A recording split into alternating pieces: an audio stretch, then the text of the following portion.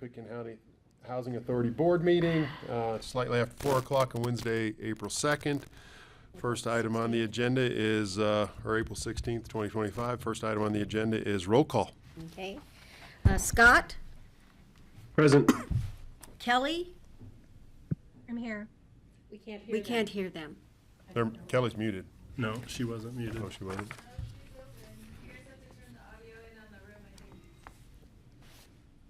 Turn the, we had them before. I had Tom on mic. Is there a remote I can? Oh. Got it a minute ago. Microphone. Or that one. Not going there. Trying that. Kelly, you're Thank muted. you. Can you all hear us now? There you go. Yes. Heard somebody. So I'm going to start over. So Scott? Okay. Here. Okay. Present. Kelly? Here. Christine? Here. Carson? Here. John? Present. And Peter? Here. All right, do we have any agenda amendments? I don't believe we do. Next item on the agenda is public comment. Do we have anybody here online or in the room for public comment? Okay, let the record show no public comment. Executive director comments. Let me go now. Yeah, we're Board- moving along, Board of man. Director Oh, Board comments. of Director comments, I skipped that. Let's start with Board of Director comments. We'll start in the room with Peter. I don't see the gentleman that sent us an email about, HOAs? yes. Yeah, I told him when the meeting was, Okay. yeah. So is the kind of protocol, unless they show up, we don't really, I mean, I invited him, but yeah. Well, but So- that email is regarded to bylaws within their board, Right. whatever he's doing. That's to me, that's a Board of Director, HOA board's Okay. purview. I didn't quite understand it. I just wondered how we, when we get those emails and then we don't hear public comment, how we deal with it. And then I guess offline asking just what is our follow-up from our last executive session? How we move forward on that and if it'll come back and, yeah, it'll come back in an executive session, yes. okay, We're still working on that. great. So working on recommendations. Christine, welcome to the board meeting. Thank you. Happy to be here. Well, congratulations on your Thanks. election. I don't have any comments. I'll just get up to speed. Thank you. So we've talked a lot about insurance and the cost of rising insurance, and just wanted to acknowledge and say thank you and encourage more of the burns. I think that that's the kind of stuff that can reduce insurance rates that directly impact A.P.C.H.A HOAs as well as the free market HOAs. I thought that was great, and I hope that goes to reduce insurance costs. That's all that I had today.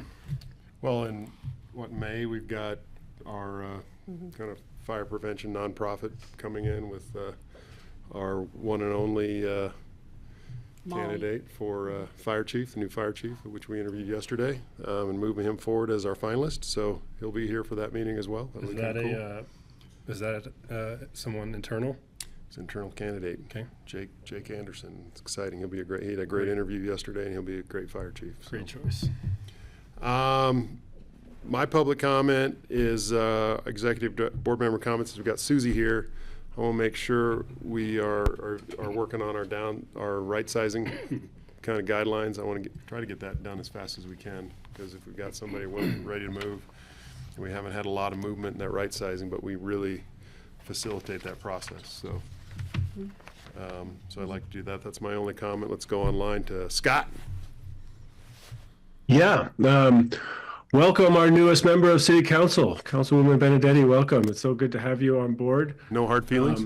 I think Aspen's lucky to have made the choice to elect you and John. I want to point out that seems that the voters of Aspen chose overwhelmingly to support families and community. And so I'm happy that we're, as a board, able to provide a space for families and community in this valley. And I just want to congratulate you again, Christine, on your election. Thanks, Scott. Perfect. And then best for last, Kelly. Well, I appreciate that. I'm not feeling my best, so I decided to stay home today, and hope that the change of seasons will shake this cold that keeps lingering.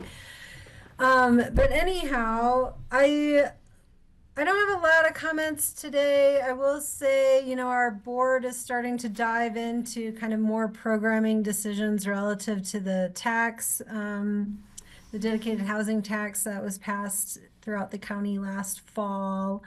And, there's definitely a component of that I think intersects with A.P.C.H.A.'s work relative to capital reserves and some interest in finding the best ways for using some of that funding to support it. And so that is good, and just kind of thinking through, starting to think through some of that. We haven't had any formal conversations as a board yet. It's really just been some brainstorming that we're starting to do, but I hope we continue to have more to report out on that as the year goes on. I will say that after our last board meeting, I just want to flag a concern. I don't know, I haven't thought through necessarily how to kind of formally deal with it, but when we heard from the woman who works in the Basalt Sanitation District, it just raised a lot of questions for me about the qualification for employees who work for jurisdictions that straddle boundaries. And, I just want to flag that. I'm probably going to talk to staff a little bit more one-on-one, but it feels a little bit like a departure from how we've handled these things in the past. And I just have a little concern about how that is being, applied. For example, I think about like someone who works in Roaring Fork Fire. Roaring Fork Fire is in both Pitkin and Eagle and Garfield counties. And, I just worry, like, if someone's working on a fire in Lake Christine, the Eagle portion, for much of a year, do they disqualify?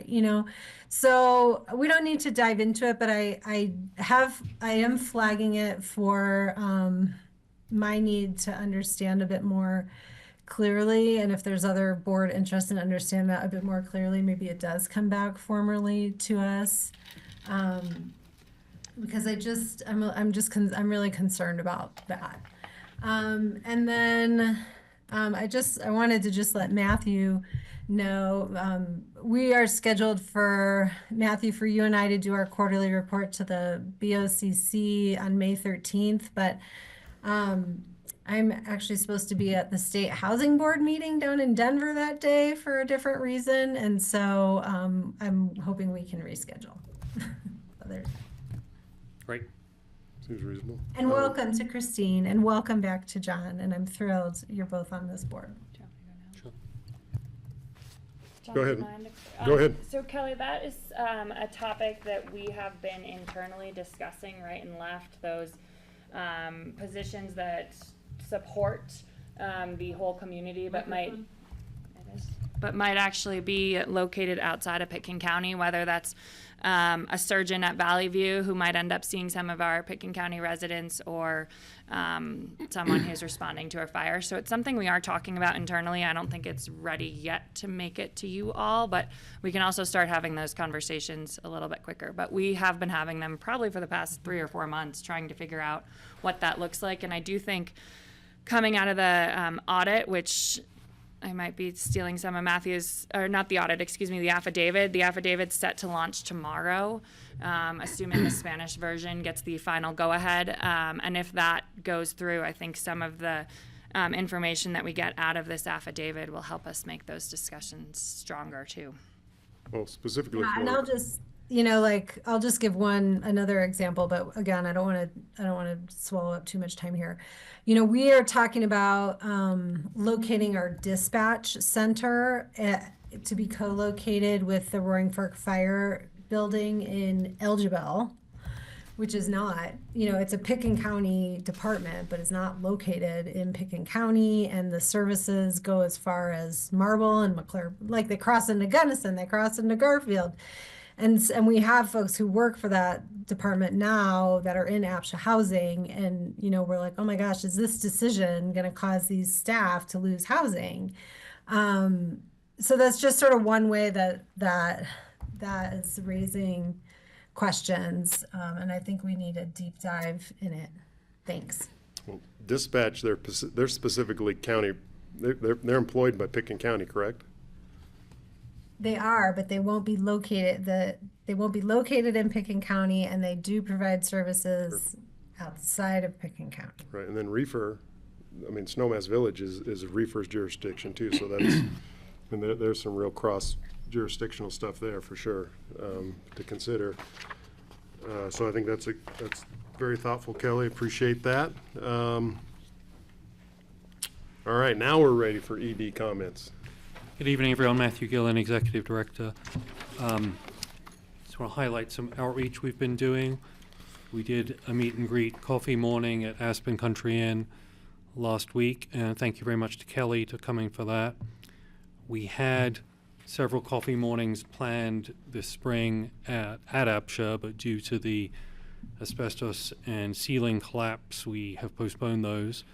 The good news is the office is about ready to reopen. It looks really nice now, fully remediated and with a ceiling that works, which is good. We, however, the Truscott, all the Truscott parking lots are being repaved and remilled as we speak, and so please don't drive to Truscott. There's nowhere to park, and we've alerted all the tenants where they can park, but we just have to bear with us for a week or two on that. And that's part of the citywide process, so that's all over the city, and we're lucky that we're getting done first. As you mentioned, John, May 14th, we're having Molly Foley-Healy up. She's the HOA lawyer, and we're going to be zeroing in HO insurance, and thank you very much for the fire chief to come join us for that. Bethany mentioned the affidavits going out. Christine, that's every 2 years. A.P.C.H.A owners have to do an affidavit saying that they are fully compliant with the program. And this year we're doing a pilot program. We're asking for some tax and W-2 information as well to back that up. We are working hard on capital improvements and maintenance ideas, particularly with Emily and Liz, who are both over there. They are plugging away on that. And the other thing I wanted to flag was the City of Aspen and Board of County Commissioners money towards the Essential Repairs Grant Program. We have 27 grants approved so far this year with 2025 money, so that's we're working hard on that as well. It's great. Cool. That's what we have. Can I ask on the affidavits, have you had any pushback yet about submitting W-2s? Nobody knows yet. So. They haven't gone out. Yeah, they'll Not go out yet. tomorrow. Yeah, going out tomorrow. Okay. I am sure we will.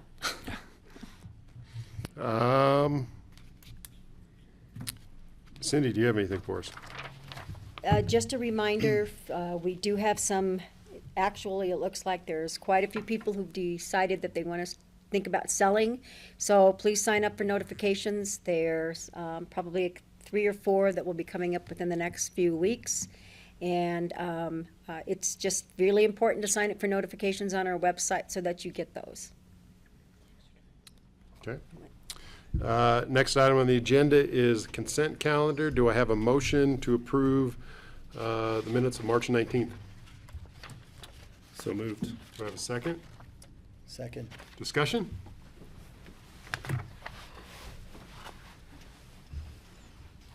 So roll call. No discussion. With that, we'll go to a vote. Okay. Scott? Yes. Kelly? Yes. Carson? Yes. Say Christine, but you weren't at that meeting. Abstain. John? I don't think I was at that meeting. You weren't either. at that meeting either. And Peter? Yes. Thank you. Okay, the minutes are approved. Next on the agenda is approval of the strategic plan. So that's I promised you that the strategic plan would come back this week looking nice, so thank you very much for Meg for that. I don't think I think it was approved last week, so that's a little bit of error. I just wanted to flag we've made it look nice, and we're going to get it up on the website and probably professionally print it so we can have it at hand like the strategic housing plan that the city has. Perfect. So there's nothing to vote on, No. nothing to do there. We'll keep this moving along. We're an hour ahead. Update on the capital reserve study. Liz? Oh, yeah, perfect. And affordability study. There we go. Is this, okay, that's on. You joined and are you gonna? I'm not gonna do any slides, I'll just talk. So I was requested to provide an update on both the HOA capital reserve study and the rental rate and affordability study. And so I provided a lot of details in the memo about it, but I can give an overview of both, and I'm happy to field any questions, or if there's anything specific you'd like us to bring back as well, we can do that. And also, I haven't met you yet, Christine, so I'm Liz Axberg. I'm the housing policy analyst for the city of Aspen. And before Emily started, I was doing even more work with A.P.C.H.A, and so I was taking the lead on capital reserve studies, and then the rental rate and affordability study is actually a city project that was commissioned. So I can provide more details too. But so I wanted to say first, just thanks for your patience. I know that both of these projects have experienced delays, and I can provide some more context as to why as well. So first, with the capital reserve studies, this contract was originally approved in January 2024 with the expectation that they were going to take 1 year to complete. They ended up having some delays for the most part due to assessments not being able to even get started until June because of it was summertime. It was really hard for them to be able to access all the facilities and properties in the winter, so they waited until June to start them. And then with that, we just had some scheduling delays. Some HOAs in the fall were like, oh, wait, actually, we want to participate. And so we made the choice to let them participate still. And they did another visit to account for that. And so we did a change order for this at zero cost to extend the contract to May 2025. So that's right now the expected completion time. And they've completed pretty much they have completed all of the capital reserve studies. Right now, we're just in editing. So right now, all of the HOAs are reviewing their capital reserve studies, making sure they're accurate. And we're doing a little bit of outreach Q&A with them about them as well. And so we're editing them as we go. And then in May, we should also have a summarized report also of all these capital reserve studies. So we did have 27 HOAs participate. So that aggregate report will just cover some of the common themes we're seeing, average deficits and deficits by unit. And we have it on the long range calendar for you all, June 18th to discuss. And the plan for that is going to be overview of capital reserve studies, plus some ideas for how to proceed as well. Yeah, I think it's going to be important to understand this, especially with Carson mentioned insurance rates, HOAs. Everybody's dealing with it, whether you're in an HOA or you own a home. It doesn't matter your income class or your category. But, making sure HOAs are adequately reserved and then also adequately funding them, and then absorbing the cost of insurance costs goes up is going to be an important piece of information. We are seeing with fire mitigation, like hardening requirements, how much that is impacting capital reserves, definitely, too. They definitely are intertwined and not cheap to do. Scott?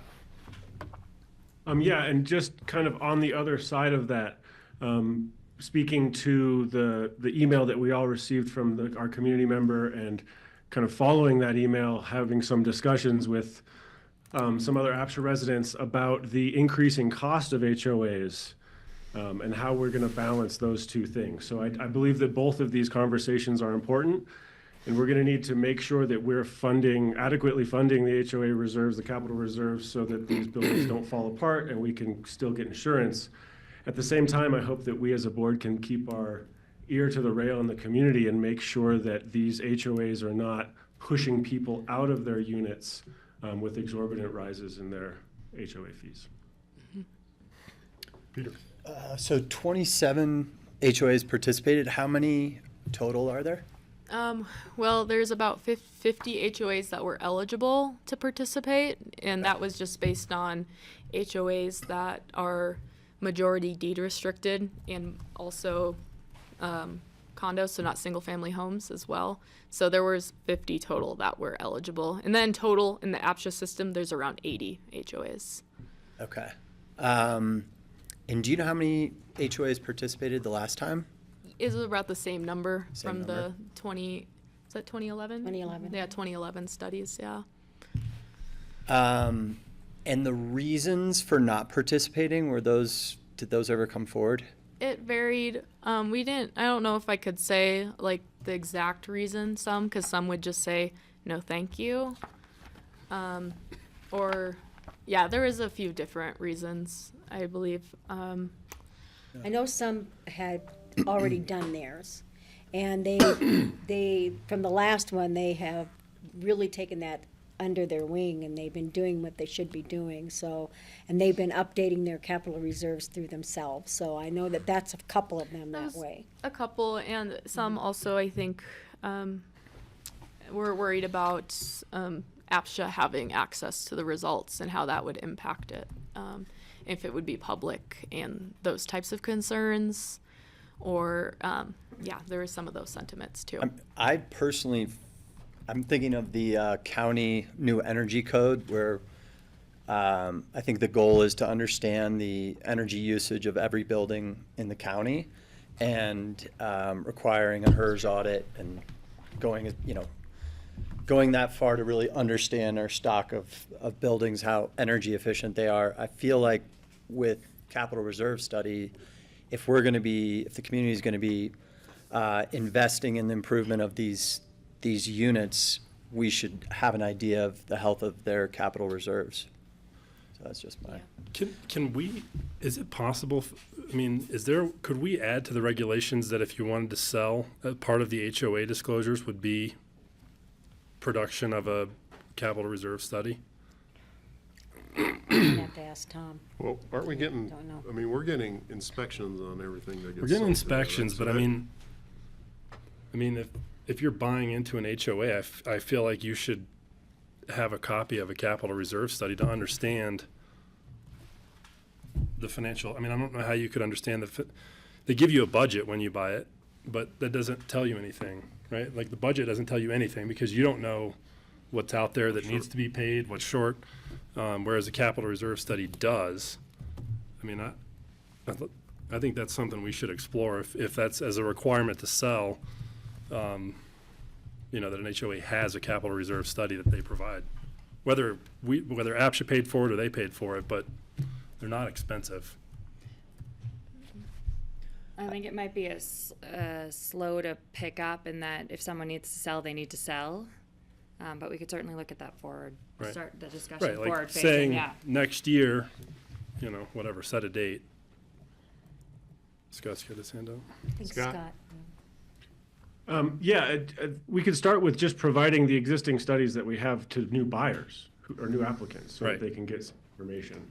But I wanted to speak to the point about energy efficiency and kind of the mission of CORE in the Valley. I do know that CORE is having a very special meeting this evening, and they've received the windfall donation that they're going to be matching. And so there's going to be a lot of bigger funds hopefully coming into the Valley. And I think this would be a very good time for us to have a conversation about retrofitting the existing stock that we have in our housing to improve the quality and livability of the stock to meet our new durable standard in our mission statement.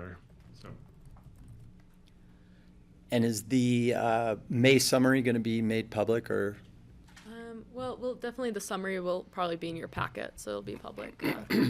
And it won't be calling out any HOAs in it or anything. It's very much going to be like, here's common themes, here's like an aggregate deficit and average deficit by unit and things like that. What are the most common things we're seeing that HOAs need? How much are dues by unit on average as well? Things like that. Again, I feel like if we, down the line, we find out there's a big need from these HOAs in their capital reserves, and we're quantifying the problem and how much the community is going to support those HOAs, and then other HOAs come out of the woodwork and say, we need support too, that didn't participate in the study, it becomes a little bit of a moving target, and it'd be great to encourage more participation so we understand the full picture. Well, I think that was part of the communication, right? That if you didn't participate in the initial, in this initial study, that if there were, remedies that came out of this, that you would not be eligible for those. Okay. So That's, And bottom line, I think whatever program we were to go with, there's going to be strings attached to. I think we said may not. may not, right? May. not. Yeah. Yeah, hopefully you get enough cross-section to get a really good read on the stock, and then it's gonna be up to us to advocate for a policy. We don't get to spend money, but And I mean, the other goal was so that these HOAs also had a tool to move forward, and so that as well. And we asked the consultant to make recommendations on their reserves, and I hope we also can have a good understanding of some of the barriers also HOAs have, because from what we've seen so far, there are some HOAs that still are saving and putting away like money, but then things like these fire mitigation and hardening are really big costs that they're getting hit with as well. Like I believe public comment a few weeks ago about the fire system at Annie Mitchell that drained their reserves. which is ever more reason why you should be adequately reserving along the way. That's the HOA savings account to cover things, right? As part of the study, are there any, you said there'll be a summary, are there any measurements on the health of the reserves or grading kind of metrics that are going along with it? Yeah, there's poor, average, good, excellent assigned to their reserve status and also the overall property condition. So it'll be that, and we can provide probably like kind of the spread of that, maybe do some distributions, but also make sure to give you some information on what does good mean, what does poor mean, and things like that too.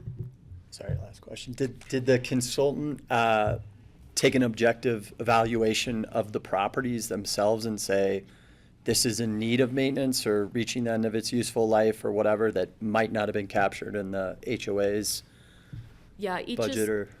Each report includes a 10-year timeline of everything they need to replace within those 10 years, and some of it is based on lifespan. So they're like, year 8, you're going to have to replace this. And then things that need to that are usually like already in need of work are going to be more on the 1 to 2 year timeline, or anything health safety is on expedited timeline. So they do have all of those, like, here's what you need to be doing in the next 10 years.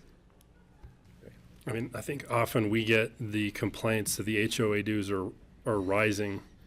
And I think it's important to remember that for many properties, that's a good thing, right? I mean, it's a reflection that they are acknowledging that they have unfunded future capital expenditures, and they're setting aside the money now. So it's not pleasant, but I think that it's good to keep in mind that that can be a good thing. Yep. I mean, that goes into that affordability too, so kind of transition into the affordability study. What's the timeline on that? Yeah, sure. And Scott, did you have one more thing before? Oh, sorry. Yeah, just really quickly, these HOA capital reserve studies come out of the A.P.C.H.A Development Fund, is that right? Yep. Yeah, Yeah, A.P.C.H.A A.P.C.H.A fully paid for this. Not the city, not the county, A.P.C.H.A. Yeah. And so if just kind of back of the napkin here, if we did, I think there are like $3,000 to $5,000 or something like this for each HOA, is that right? Correct. So we're looking at, if we did require it, say annually, we're looking at a $400,000 a year cost to A.P.C.H.A for these. Well, you wouldn't necessarily need to do them annually, but you need to do them every 5 to 10 years. Yeah, I recommended every 3 to 5. Yeah. Right. Okay. I just wanted to check in on the numbers on that. Thank you. It was very generous of us, Scott. Yeah, and I don't think that that's an ongoing expense that No. A.P.C.H.A needs to have. No. But I think we wanted the data, and this was the carrot to get the data. Yep. Yeah. Yeah. which And just to speak to the point of raising HOA fees being a benefit for tenants, I can totally see that we reinforcing the durability, livability, sustainability of the units, both economically and for the tenants themselves, is a really important thing to consider. So I hear what you're saying 100%. I spoke with a retired tenant at Hunter Creek the other day who's being charged on a fixed income more than $21,000 a year. But they're not tenants, they're owners, Scott. Owners, Right? Sure. It's not tenants. Tenants are Thank renters. you, thank you for the correction. Well, and I think that, And my point stands, I think, even stronger. The owner of the unit is paying on a fixed income $21,000 a year.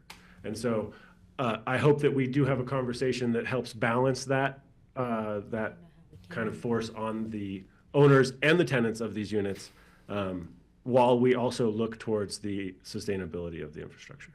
Well, the key thing is sustainability of the infrastructure, but coming up with, we're probably gonna have to advocate for a solution. I mean, we're subsidizing $1 million a unit to build lumberyard, right? Or some number like that. That's crazy. And if we have 3,000 units in our inventory, do we look at, with rising costs, whatever else, that A.P.C.H.A, the city, the county, mom and dad, come up with a pool of funds to subsidize HOAs to maintain stock, because keeping stock's important. But I mean, I sit on the side of, this is, you buy a unit, these are costs, right? This is the real world. You own something, you gotta take care of it, so. And I understand your position, that you're taking the fully economic position. There are also political and sustainable or social components to our mission and the strategic plan that we've approved as a board. And so I just want to make sure that we don't get stuck too far in the economic side of this in our conversations. And we also pay attention to the social, the community vibrancy aspect of the conversation. And I'm not by any means saying that investment in our housing stock is not important. I totally agree with that. well, and I think that's what the purpose of this study should do, right? Is it sounds like you were talking to somebody with a special assessment, a large special assessment, and these types of studies should help to prevent large special assessments in the future. Yep. And for the rental stock that's primarily privately owned, is there any interest in understanding the reserve, so to speak, or the maintenance of those units and properties, and if they need support bringing their inventory up to code or up to standard? That has not come up before, and maybe. The argument on that is some of those are gonna be in HOAs that hopefully we're getting reserve studies on, right? Because they live in their condos, their townhomes. They've Well, got I an was HOA. thinking Castle Ridge, like full, apartment buildings, Centennial Apartments. What's the lifespan or condition of those units, and do we have to help those owners Those as are well, privately owned. They're privately owned. just like A.P.C.H.A units? But, I mean, Centennial, though, has been fairly well maintained, the rental sector, Yeah, right? yeah. So, I mean, to keep them affordable, we did some stuff 3 or 4 years ago when they were purchased, I remember. Had some discussions trying to abate rents or keep rents from rising too fast. At You heard of Centennial. that? Centennial, yeah. Centennial. Mhm. Affordability study, what's the timeline on that? Great, yeah. Again, thanks for your patience on this. And there has been some changes that we neglected to update the A.P.C.H.A board on. And so for background on this, the contract for the rental rate and affordability study was originally approved September 2024. And this is a city contract that we approved, and then A.P.C.H.A contributed some of their own dollars to, since we were expanding it to the entire A.P.C.H.A portfolio to look at rental rate affordability. And it's primarily a lot of that was AMIs and our categories and if they're the right fit for the salaries and jobs in our community. And so around December, January, city staff became aware of Senate Bill 124 that is requiring all local governments in Colorado to do housing needs assessments. And additionally, the city was on this tight timeline to submit what's called a rural resort waiver, which is a petition where we show our average needs by income in our community. You need a housing needs assessment to back it, and you have to submit it in order to be eligible for Proposition 123 funds at higher AMIs than they're currently restricted to. Because right now they're restricted to only if you're serving AMIs, I think 60% of AMI for rental and 100 for ownership, which doesn't really work for our program. We serve up to 240%. So we have to submit this petition by June 2025 if we want any shot of getting any of that funding, primarily for the lumberyard.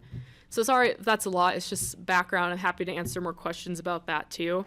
And basically what ended up happening is the EPS team that we had hired to do this rental rate study is the most responsible. They're the best source to do our housing needs assessment. And so we asked if we could have them prioritize getting our rural resort waiver by June in and delay the rental rate and affordability study. The bright side is I think this housing needs assessment is going to have some similar information. That's going to be really interesting, with the first phase expected to be completed in June. And I think this is something that we should present to the A.P.C.H.A board too and let you know what we're finding in that. The study we have from Pitkin County all the way through Garfield County participating, and I think it's going to be really interesting numbers. And even our EPS analysis team called out how some of the data they were collecting for the rental rate study overlaps with it too. It's just not going to be quite as detailed and specific as we're planning to go into. So the plan right now is we're going to get that rural resort petition in by June to try to qualify for some funding. And then we're going to revisit and see if they have the capacity at that time to resume the rental rate and affordability study work. So it's not getting like canceled or anything. It's just gotten delayed due to what's going on with the need for this housing needs assessment. And the EPS team, the folks we've been working with are just the best for both projects, with the work they've done for the city and being directly involved with the legislation around it and guidance for the housing needs assessment. So, I mean, I think it's a great opportunity. We'll keep you updated on the housing needs assessment, especially when phase 1 is done. We can present some data there and let you know where we're going with the second phase of the housing needs assessment, because I think it's a good opportunity if you all have questions that we want to incorporate into that analysis. And then we'll also, hopefully June, have an updated timeline on the rental rate and affordability study. So real quick, the data, did I hear that right? You're going to be able to give us data, and I think it's good data for any of our municipality stakeholders that will show a need by category. You're going to get some kind of idea of a housing need by category 1, 2, 3, 4, 5. Yeah, in this study it'll be by AMI, but we could kind of extrapolate that by our categories. You get an idea. And so there'll still be that. Because we're pulling job data all the way through SILT, because we're trying to capture as much of our workforce as we can. And so we will have those numbers. But you're doing it by AMI of population, not by wages of jobs. So it's going to be housing need by AMI, pretty much. Like how many jobs do we have by different AMIs produced? Yeah, and the idea there is to show like housing shortfalls. We have a tricky region, and that's why our region goes so far, because of how far people commute from. But the reason we also have to do it by that is because that's what the state requires in their guidance. So to John's point, will we be able to see what mix they say we should have by category versus what we have? Yeah, in a lot of ways, yeah, you could say that. I would think so. It shows like what jobs we have and what AMIs they all fall into, and so you'll get that breakdown. It's a little tough because of the way our commuter spread is, and like where people stop along the valley, and like people who don't necessarily want to live in Aspen too, but we're going to try our best. And I mean, I think it'll be helpful to get all of your input when we have some analysis coming out as well too. Okay. Kelly has a question. Kelly, sorry. Who is the state agency that you have to turn that into? It goes to DOLA.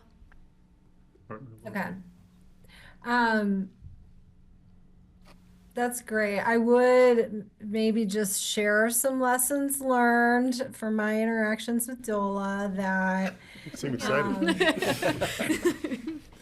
as much as you can align the study work with their grant outcomes, the better off you're going to be when you go to apply for grants. I can give more examples offline, but sometimes I have moved through the grant process and it's like, oh wow, you want us to look very narrowly at unit type, where all of these housing needs assessments that are current and cover the region and cover the geography and cover the family incomes are not being accepted because of some absence of a very narrow desire to see a unit type. So I just would encourage you to work with your study professionals as you define the scope of the study to include as much information that their grant arm is going to want to see when you then go apply for money down the road. Yeah, I appreciate it, Kelly, and we're having monthly meetings with the DOLA team that are on it, and luckily our lead consultant, the project manager, she helped develop the guidelines that the Senate implemented. So that's part of the reason why we wanted to work with the same team. So Sounds like Kelly can help ask the right questions though a little bit. yeah, if you got experience, it's always working with DOLA. It's always how it goes. Okay, so end of May, we believe to have some information, or probably early June for the HOAs. Yeah, that's the plan. And then June, the affordability Yeah, study. we'll give you an updated timeline, and by then we can also even probably bring some numbers from the first phase of that housing needs assessment and go from there. And so apologies for not letting you know what had happened there, but I hope this information is still really helpful, and then we can really hit the ground running. They'll have a lot of the data they already need for the rental rate study after that too. So I mean, it was a big study and just seemed like a long time since we talked about it. yeah, So the plan, it was supposed to be completed by more like October 2025 was the original plan for it. But I'm sure it'll not take nearly that long now because they already have all the data pretty much that is needed for it. And then we can have conversations about then if we want to add anything to it too, which is another benefit. Okay. Any other questions for Liz? Great. All right, thank you, Liz. Update. Next item on the agenda is approval of resolution number 2, series of 2025, adopting amendments to the Aspen Pitkin County Housing Authority regulations at first reading and scheduled public hearing on May 7th. Do we have somebody presenting on that? Yes. Does this work?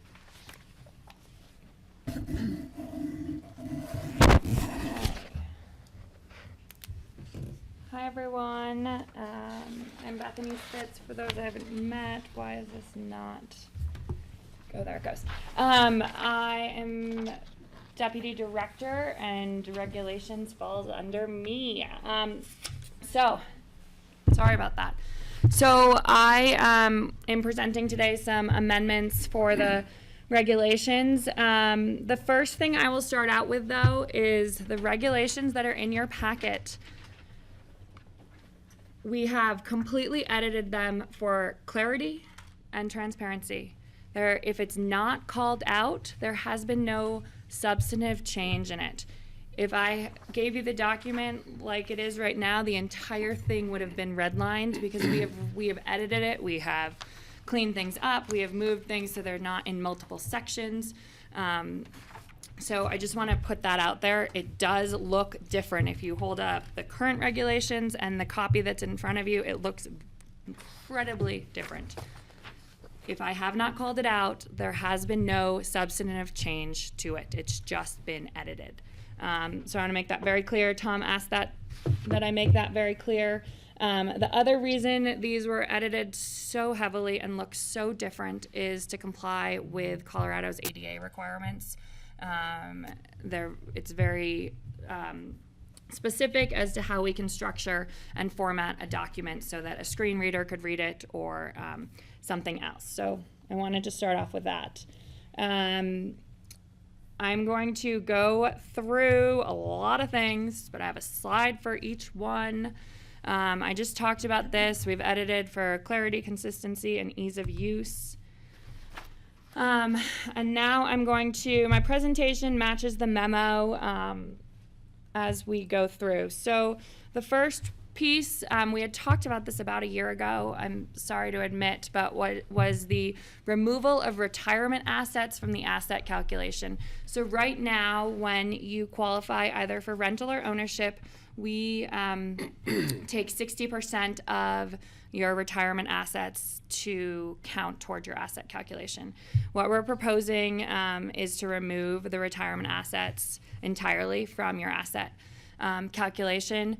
The only exception would be if someone's withdrawing money from those retirement accounts. We'd count that as an asset because they are withdrawing it. But we do think this supports savings from a retirement standpoint, and they shouldn't be included. John, do you want me to ask for questions after each one, or how do you want to go through these? Yeah, go through that because I think that's probably the clearest Okay. for everybody. Anyone have any further questions on this? So if somebody's doing, you say withdrawing, are you saying you reach 62 and a half and you're supplementing your income, you're taking Social Security and you're withdrawing on your 401k or your IRA or however it works tax-wise? The intent is more that you're withdrawing at 30 to pay some bills and that you might have to pay back at another time later, but that you are withdrawing early, not that you're withdrawing at retirement age. Did we, in the last meeting, someone said the average age of a ownership lottery winner was 40? Is that right? I have that in a future slide, and I don't have that number memorized. 42. 42. So they might have accrued significant 401k savings by then. Yeah, I hope so. You hope, yeah.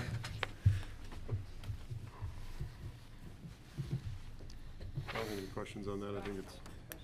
Scott, we can't see because No, I'm in I got it presenter right. mode. He said no. Nope, Scott. okay. No, He's good. Okay, the next change we're proposing, we also spoke about a little while ago, basically that your qualification packet is valid for 1 year. So under current A.P.C.H.A regulations, if you turn in a A.P.C.H.A qualification packet December 15th, on February 1st, we will tell you that we need your W-2s. And if your W-2s have changed, we will put you in a new category. And then again, after April 15th, so is that today? Yesterday. Well, starting today, we would require tax returns if you want to keep bidding. And if those change your category, we will change your category. And we have heard from a lot of individuals that it's very confusing. You're in a category, and then we're basically recategorizing you 3 times in 1 year based upon tax returns and W-2s. It's incredibly burdensome on staff because we're reevaluating folks' applications 3 times in 1 year and relooking at everything to make sure they're in the correct category. And so we're proposing that if you submit a qualification packet on December 15th, that is valid until December 15th of the following year. Your category stays the same. If you do win a lottery, we would require just that you provide us like a pay stub to ensure that you're still working, Well, but that's standard. so I struggle with this one a little bit. Exactly for your example, right? December 15th, give us a W-2. It's a year old. They might have got a raise in March or April, right? Doesn't recognize, maybe they got it in Or January. a pay decrease. Or a pay decrease. Well, and that was the other point to my question is when in that scenario would you say somebody would come back and, I mean, I wonder if there's that scenario to come back and say, no, recategorize me. To me, it would be if I was trying to move down. And you could, and we are saying that if you want to give us an additional $50, we will relook at your application at any point during that year. But to me, that's you're creating an opportunity to game the system by qualify, get into category 2. Now I'm a category 4 income earner. Now we've got somebody that truly has an economic need as a category 2 that missed out on it, and somebody that's, you know, making significantly more money than the category they ended up winning. Yeah. Right, I wonder if there's a way to just do There's category very, 2 there's and very few below that we requalify. category 2 units out there, just to let you know. The majority of the people, I think, will want to provide us documentation if they feel that they now are a higher category. Because we have more higher category units than we have lower category units. If you're a category 2 household and now you're a category 3, but you qualified earlier as a category 2, there's, I mean, I could probably count. But you can bid up one, right? You can, no, yes, you can bid up one. So a category 2 household can bid on a category 3. So you're right that you can bid up one. And usually if that person is that category, they may just have gone up one category anyway.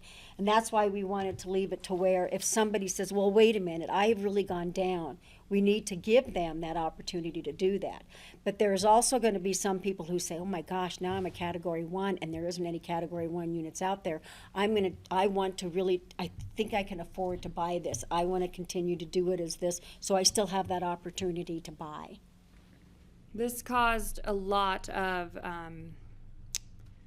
it causes a lot of anger from applicants when we start asking and we then change their category and they're all set to bid on something and we say, hold on, actually, you've dropped a category and you can no longer bid, and they're ready to turn in that bid for that unit, so.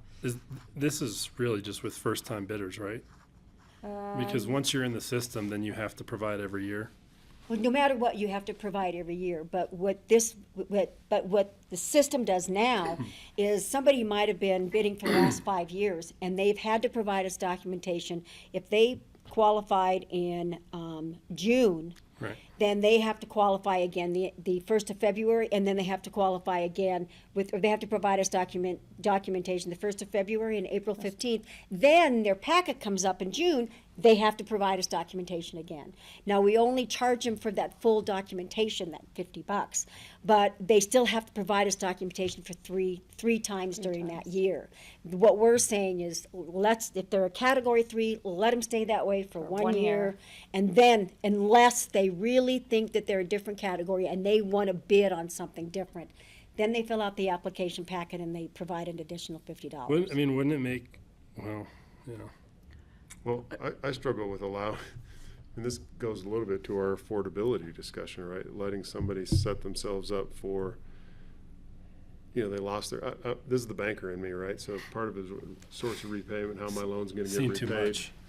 And now somebody's lost that income, you've given them the loan, now they don't make the money that they were making before. It's the same thing. Now they can't afford the HOA dues that they may be assessed because they're in a category 3, they're only making category 2 income. As a banker, But though, don't you ask for updated documentation? No, on that? absolutely, I would. That's what I'm saying is, I So don't think it's that big of So an it would ask. be the banker, the lender, saying, well, wait a minute, now you're making this, now you're not making enough, so we can't give you a loan. But that's putting it on the bank to go. not Yes. approve. I mean, so you talk about people being angry.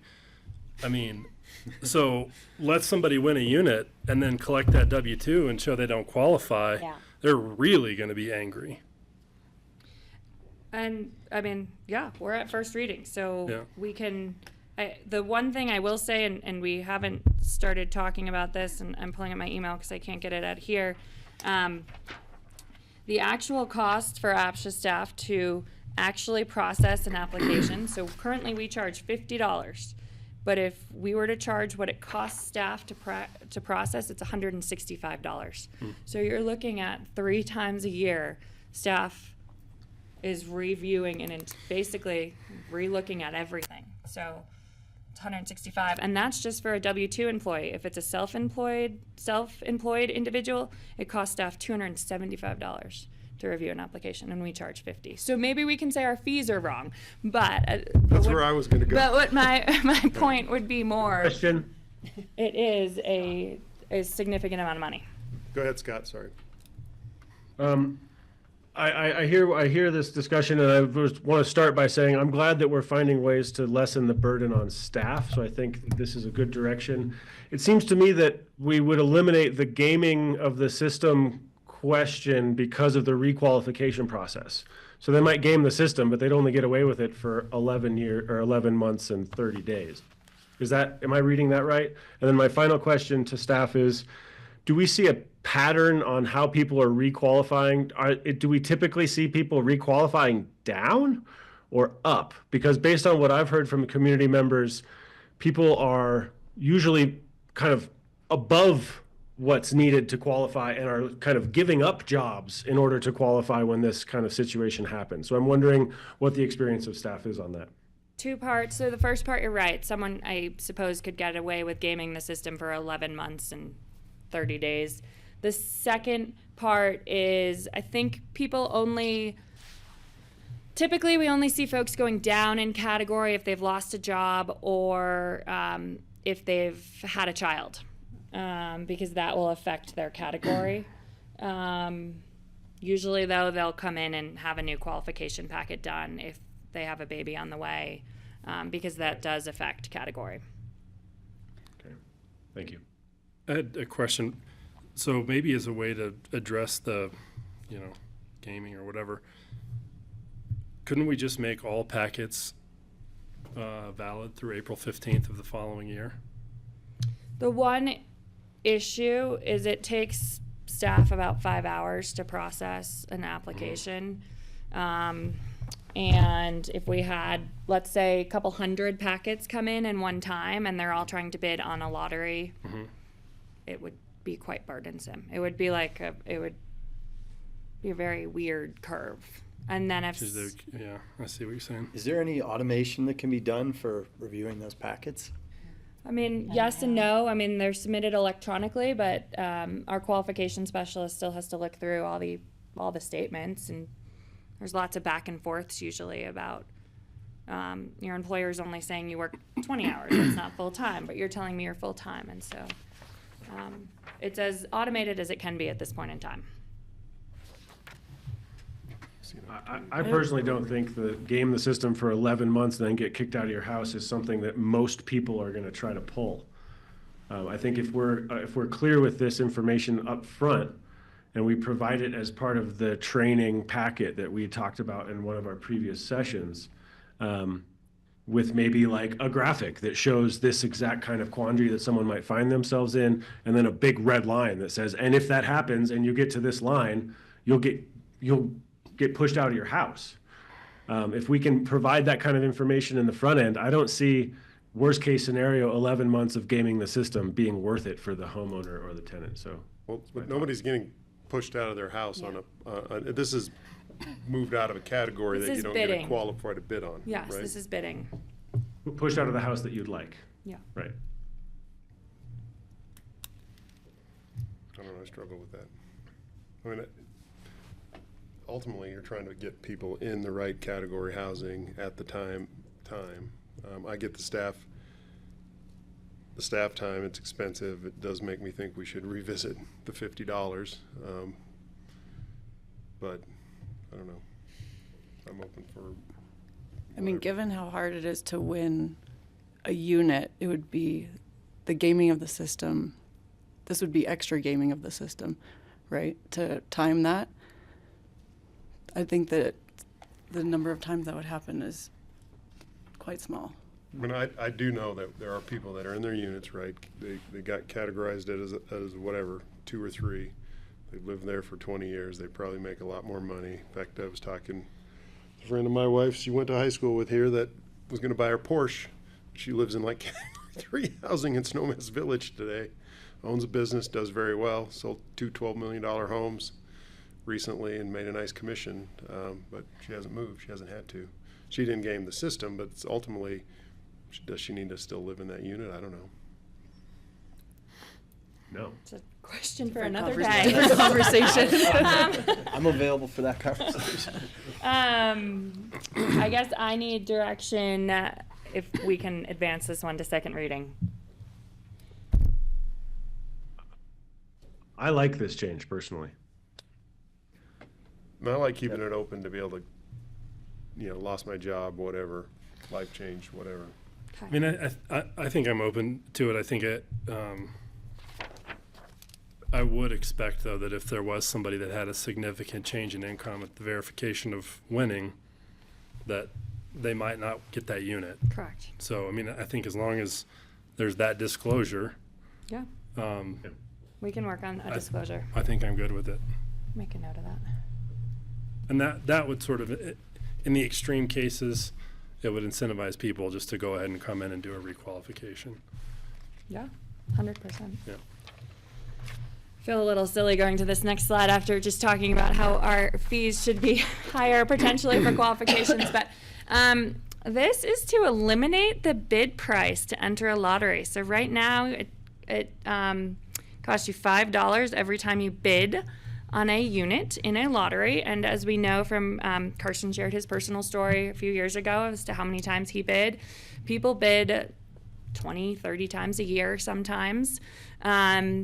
And one of the board meetings a few months ago, we started talking about eliminating barriers to the system. So we ran the numbers, and last year we got just under 12,000 or 1,200, excuse me, total bids. We collected just about $5,800, and we're proposing eliminating the $5 bid price so that entering a lottery would be free. I think that's okay. I think we should raise the membership fee. The bid fee.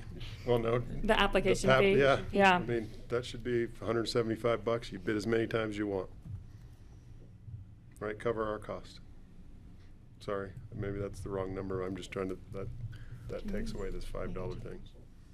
How, They want to add something. It's first reading. last meeting, the question came up with Burlingame 3, how much the number of lottery applicants went down, trying to figure out if it had any impact on demand, and it apparently went down, and this looks like it equates to an average of 41 bids per lottery.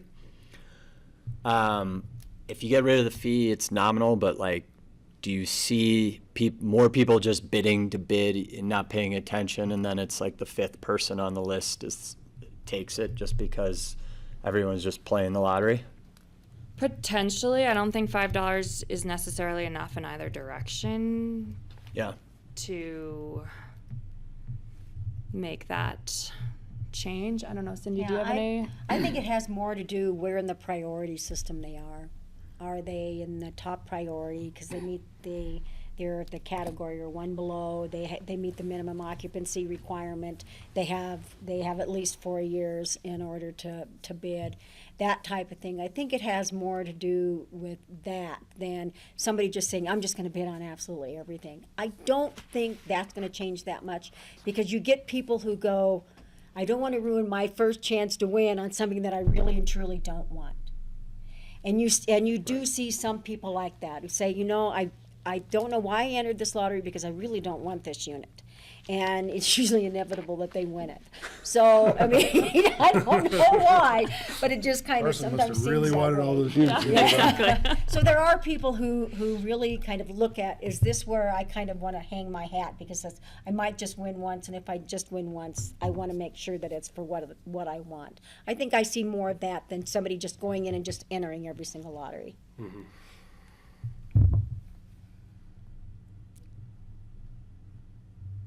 Any other further questions? discussion? It sounds like we're okay. Nominal. Yeah, I mean, I think eliminate it and review the annual fee.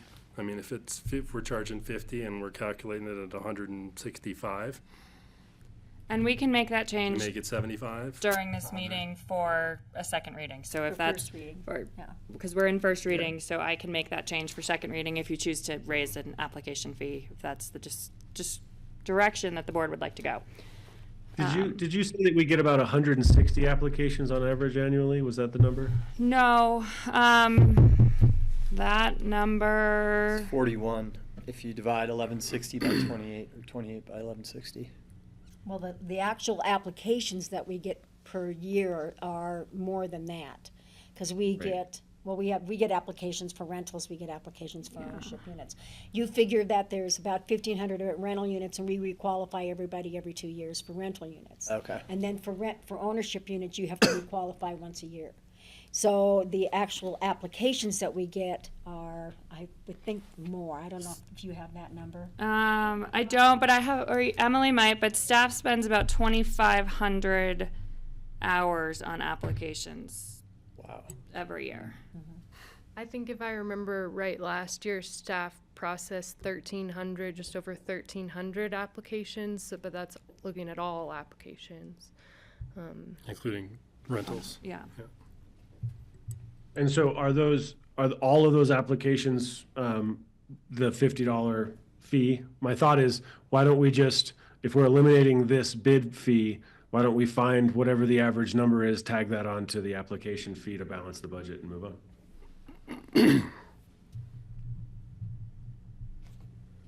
I like that idea. Yeah, I think the application fee needs to go up. 75, is that what we're? I said 150, but. If I mean, I think just we should figure out the justification for it. Just whatever equates to $6,000 a year increase in the application. Okay. Noted. Yeah, if we're doing 1,300 applications and we're trying to get to the $5,800 mark that we have on this slide, then we're just adding the $5 onto the application fee. We're taking it away from the bid and putting it on the application fee. It still should be more than $55. Okay, well, we'll figure out that number and have it in for second reading. You might want to add to it. Moving on, I am I'm proposing to get rid of the price of $50 for capital improvements. We collect $1,500 to $3,000 a year. It's very random. Most of the time, it's at $1,500. So the $50, anytime a homeowner wants us to review a capital improvement and do a site visit, we charge $50. We've heard from, well, I wouldn't say we've heard, but we've heard from some people that it's a frustration. They've just spent a lot of money trying to fix up their unit, and I know it's only $50, but it's another thing that they have to pay for us to look through. So again, another eliminate barrier to keep these units up. They're paying a lot in building permits and fees and other things, and so again, it's not a lot of money that we're collecting, and we think it's a nice thing to do, and hopefully encourage folks to turn in their capital improvements, because right now, right, what we're seeing is people might hold on to like 10 years of capital improvements and submit them with one $50 bill. But if we could get them on an annual basis or whenever they were doing them, it would help us. And the $50 doesn't even come close to what is spent reviewing these capital improvements and adding them into the system. It doesn't even come close. They're gonna raise it. No, I'm just kidding. So to me, it's yeah, but because it's more of a hindrance, I think, in a way than it's worth it, because it doesn't cover Pam's time at all. So why if you can't charge for the real whole thing, why that $1,500 to $3,000 is just not really worth it. So now we're at 9,000 divided by 1,300. Right. Okay, that's fine. 9,000 divided by 1,300, Emily. I mean, that's what I say, the membership fee, the application fee, right? So it Raise could that be cost and then, from 50 to 60 yeah. would cover it. I think it should be more. Okay. Maybe let's start with 60 and see how that goes. Okay. No, but we're somewhere. Okay. Right sizing. I know, John, you mentioned this in your board comments. We had spoken about this 2 months ago, I think. We're proposing a change in the right sizing pilot program to allow swaps regardless of category. Currently, we base it on the category of the unit. So if you are currently in a category 2 unit, you are allowed to swap into a category 1 or 3 unit, and vice versa. We haven't seen a lot of traction. We haven't seen a lot of movement. We've had some requests that fall outside of those category barriers that we had put on, and so we are proposing to allow swaps regardless of the category. Well, it feels like when we put this together, we thought somebody would be downsizing that might be RO, category 5, whatever, 6, 5, and going to a category 2 or 3, and we wanted to give them some incentive to move down. It never came across that we would have somebody, we didn't think about it, but come across that would qualify as a category, higher category, moving from a category 2 to a 5 or whatever it was, right? So, I mean, I think to facilitate swaps, we should do this. Just clarification, so would this be, would this apply to, so say somebody that was trading up was a category 5, could they trade into a category 2? Yes. So this would allow somebody who otherwise wouldn't qualify for that unit, could, Because right now it's not based on someone's like economic category. It's entirely based on the category Sorry. of the unit. I'm talking about the individual. So the individual, say there's an individual family that's in a category 2, but they're now category 5, and they were moving into a category 2 as a category 5 income. Yeah, hypothetically, because we're not looking at their economic piece. So we should, They don't have to requalify. They just need to show that they're working. that I struggle Kelly with. the I last struggle question. with that. Why wouldn't you just? Kelly. Oh, sorry. No. No, you guys are getting there, getting to where I was heading Take us there. relative to income qualifications. I'm a little concerned you could see people like buying buying opportunities if they can afford it to move into lower income units. Like side deals. We want to incentivize the downsizer, is really where this came from, right? Yes. And why wouldn't we just give the downsizer priority in the lottery to go down to a smaller unit? And then the lottery's open for the unit they're moving out of that has more bedrooms. But the trade, this is a swap where they've identified somebody that's in a unit that's smaller, they're bigger, you've got 2.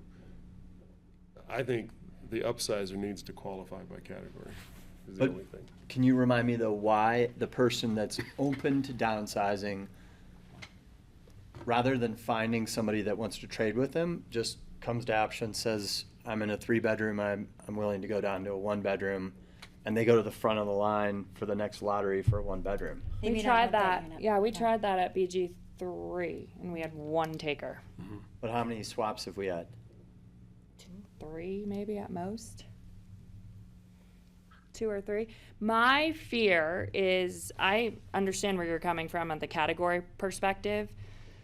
I think that's the same guardrails that we're currently looking at that we're not going to have. We're not going to be able to make any swaps. It's hard enough for people, I emailed out a list 3 months ago maybe of all the different folks that were interested in swaps. I've had 1 successful I've had folks that have come to me for 1 unit and they're outside of the categories.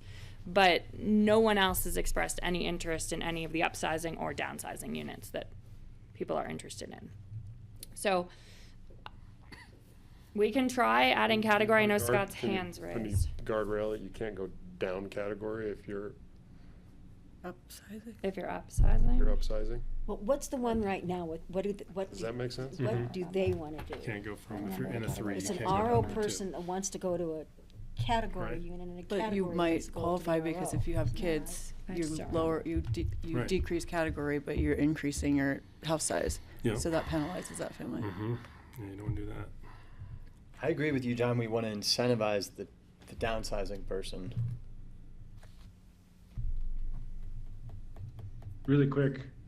I think we want to incentivize both of these, up and down. I think typically the downsizing people are going to be making families, building our community, and the people who are upsizing are getting windfalls of new income.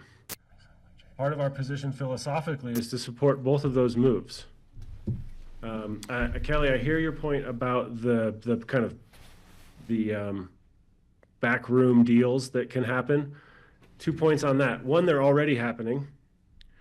And 2, if if it's a deal that someone's getting any income from, it should be reflected in their tax documents. I mean, are we talking about like, here's a property in Boca that I'll just give you the title to or something? I mean, what would that look like? I think we're talking about people buying $20,000 couches. Yeah. Okay. Well, that's the backroom deal, but it's. Right. You know, the one that we have that brought this whole discussion up, if I'm correct, would like to go from an RO now as a category 2. The category 2 household is now, I think, category 5, which would make them eligible for RO, because you can go up a category. So do we look at the household versus the unit that they're in? And that was the scenario we didn't really anticipate. Yeah. Right? Yeah. I would say look at the household and ignore the category they're in. Okay. Like what's the household income? Because what I don't think is so if you've got a family that is a category, say it's a category 3, and you have a family that is category 3 and they qualify fully and they're entering the lotteries, and then you have somebody else who's category 5 but knows someone that and wants to trade, and they take that category 3 unit, they're taking it from a family that was otherwise qualified for that unit and may have had a chance to bid on that unit if, you know, they took a choice in the lottery. Or, I mean, We can try it. I mean, if somebody says they want to downsize, I mean, is there a way to work with that person and just say, before things get listed for a lottery, show them the upcoming listings and let them choose. So, and just like Peter said, I mean, just take some of those units and then open up. You know, does that make sense? Or is that too? Well, when you say household, are you saying on the upsizing unit, they have to qualify, you know, bedrooms, family? What does that mean? Well, I think if you're going up, I think the people going down should not have to qualify. I think the people that are going up should have to qualify for the unit that they're buying, just like everyone else. That's what. Okay. That's how I want to interpret the rules. So, so that I'm clear, I am qualifying the household that's moving up, but not down. So regardless of what the individual is moving down, they could end up in a category 2 from a category 5, and that's acceptable. But my one that's going up, let's say they qualify at category 4, they'd be eligible for category 5 because it's one above. It's at or one above under current regs. Yep. How many people do you know of want to downsize but haven't been able to find a swap? How many people have filled out the form is probably 8. And their obstacle to downsizing is finding a swap? They do not like any of the units that individuals have expressed interest in upsizing for. So right now, I send out a spreadsheet and it says, hey, these are the units that people are looking to either upsize or downsize in. You're welcome to reach out to anyone on this list and start a conversation. Would it broaden the pool if they were also given priority in a lottery for smaller units that come up through the lottery? Like a super priority, essentially, is what you're saying for... Yeah. Yeah, I think that often we have a big need for category 1 units, or not category 1, excuse me, 1-bedroom units. That's sometimes where we see our largest. That's our largest. But a lot of times they just want a 2-bedroom, so it might. I mean, we can try one way first and then try a different way if it doesn't work. I mean, it's a right-sizing pilot program. Could we do both? Could we A super they could priority? do the swap, or they could enter a lottery?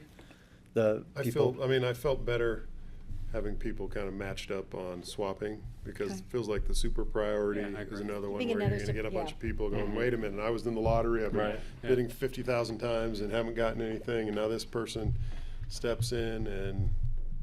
Because then the 1-bedrooms will never open become up. available? Yeah. I think we should- That's our biggest, those usually are our biggest lotteries. Category 3 is usually one-bedroom unit seems to be where the most people bid.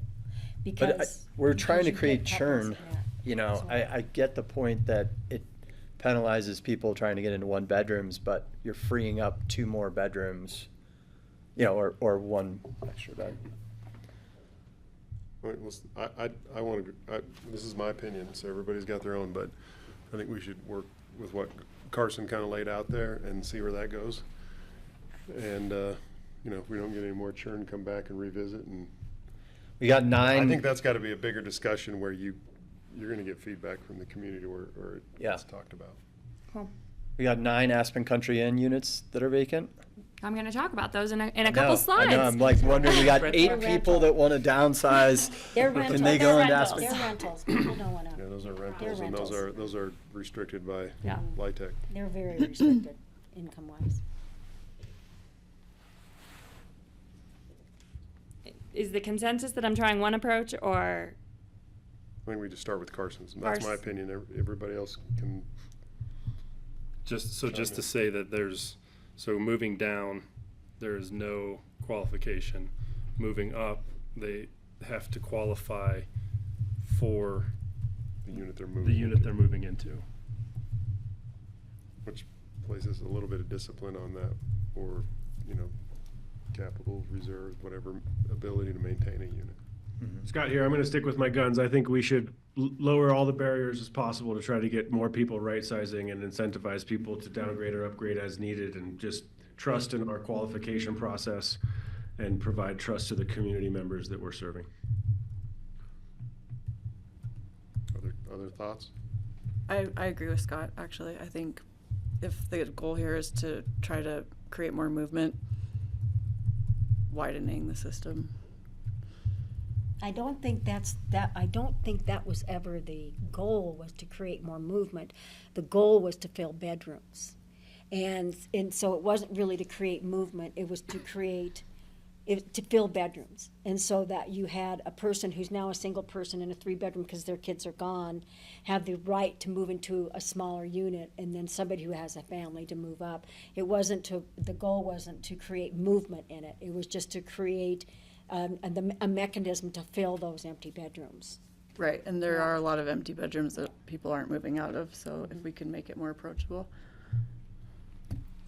Kelly, Or where- attractive, I guess. Kelly, where are you? I'm kind of at a tie. Yeah, I'm just like, could we bring both?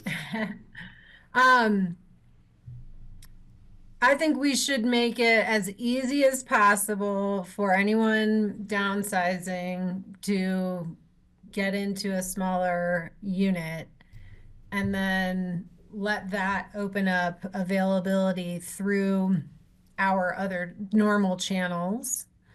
Because, you know, remember, the lower the unit, the greater the public subsidy to it. And the situation that I see as likely to happen is, you know, people who are trying to get into bigger units are likely families with 2 working adults and a handful of kids, and they are going to be able to afford higher incomes. So if they have an opportunity to sweeten the pot to get into a lower category unit with no barrier to entry, and, you know, offering a check on the side for someone to do that, I think that runs afoul of the public subsidies that we've put into these units. And so I feel like that is not a far-fetched unintended consequence to consider.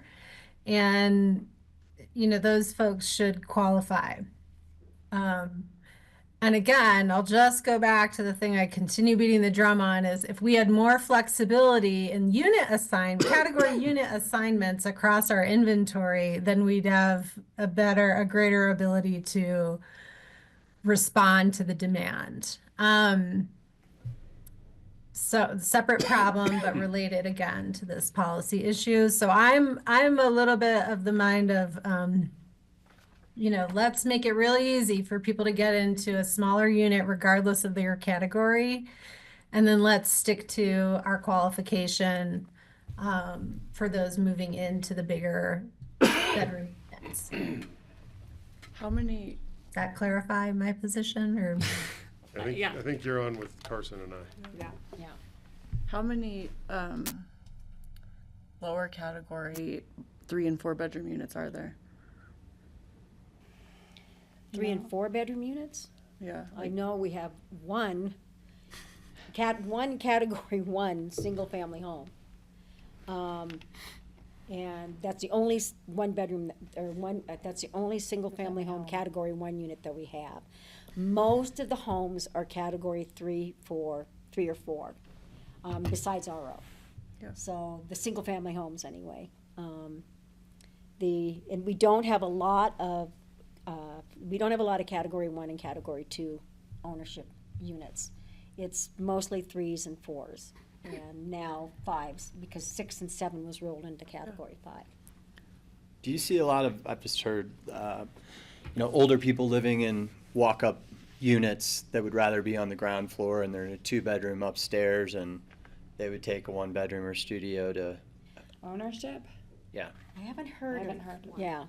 We've had one. Karen said we've, and he has since passed. So I'm fascinated by those 8 people that are waiting to downsize and what their wish list is to. And one came in with one specific property, an old snowmass that they would take and nothing else. And nothing in those my dream snowmass home. has So changed. unfortunately, that's what your downsizers are looking like. They are cherry picking the majority of the folks that filled out that document for me, or the Excel spreadsheet, very much want one property at this address, and they are waiting for it. And they're probably not going to get it, and so they're going to sit in their unit. And so when we do have opportunity to get something like one of these go through, makes sense to try to get it to go through. Okay, well, I think you've got a consensus, Yep, or not we're a good. consensus, but a Well, majority. I've got a way to go forward for next Okay. meeting. Next up, capital improvement amendments. So Matthew alluded to this in his director comments. Emily and Liz have been, with Cindy and I and some other folks in our office, tearing apart the capital improvement section in the regulations, and really looking at it and really trying to figure out what people are doing in their units based upon. Kelly, real quick, sorry. Kelly has her hand up. Sorry, I wondered if there's a way to do this since there's only a handful of them, can we just change the unit category for the person moving into the swap to match what their qualification is? We don't have that right. We'd have to go back to the county or the city. Yeah. It was all in the development approvals. Yeah. Again, this is my bigger thing, but maybe if they're just a handful of them, then it's not a giant project to do. It's like a one-off to do. And I think you'd get support at the county. Okay. I'm in a Got Tom with his hand up. Yep, Tom? Well, the problem there is that typically the category is in the deed restriction. So it's not, you can't change it by the regulations. You'd have to change the deed restrictions. So you can do the one-off, could you go to the one-offs on a county or city property and say, hey, goes to the council or the commissioners and we want to do this, and they vote yay or nay, and it can be done, or does it have to go across entire land use approvals? Well, I would say that the BOCC or the council, as appropriate, could do it. It's just a bureaucratic step that you have to make sure you do it. And part of that process in the land use approvals, that was the incentive for the developer, right? They got certain incentives or rights based upon the categories they were building at the time, or making available. Yeah, that's right, and that, I mean, there are always this is a circumstance where a developer could say, hey, wait a minute now, how come I didn't get that category to, improve my financial situation in the development? But those are things you just have to live with and take your chances on. All I meant to point out is that the regulations can't do it. We can't change categories on units, and that you have to address the deed restriction. And I just would say, we do get these requests. to change the land use approval for the ability to change a category. They come through A.P.C.H.A usually with a recommendation, and sometimes we require the developer to increase their employee mitigation fee if more money, more subsidy would have been required. But I feel like that request could come as either, the entity, the city or the county ups that mitigation fee, or we waive the need to close the gap. We have one right now that I have sent to both Kelly and to Francie to talk to their board about at Hoagland Ranch. We have one that is, most of Hoagland Ranch, which is down valley, is Category 4. And we have 1 or 2 Category 2 units. This Category 2 unit is now up for, the person wants to sell it, and it's at basically a Category 4 price.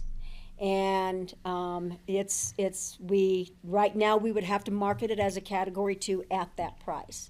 So I doubt a lender would give them a loan unless they had enough in their, for a really decent down payment. If it just went on their income, they probably would not be able to purchase it. So this is something that I've asked the BOCC if it's something that they would allow us to change that category on that specific unit. How did the value get to a Category 4 level?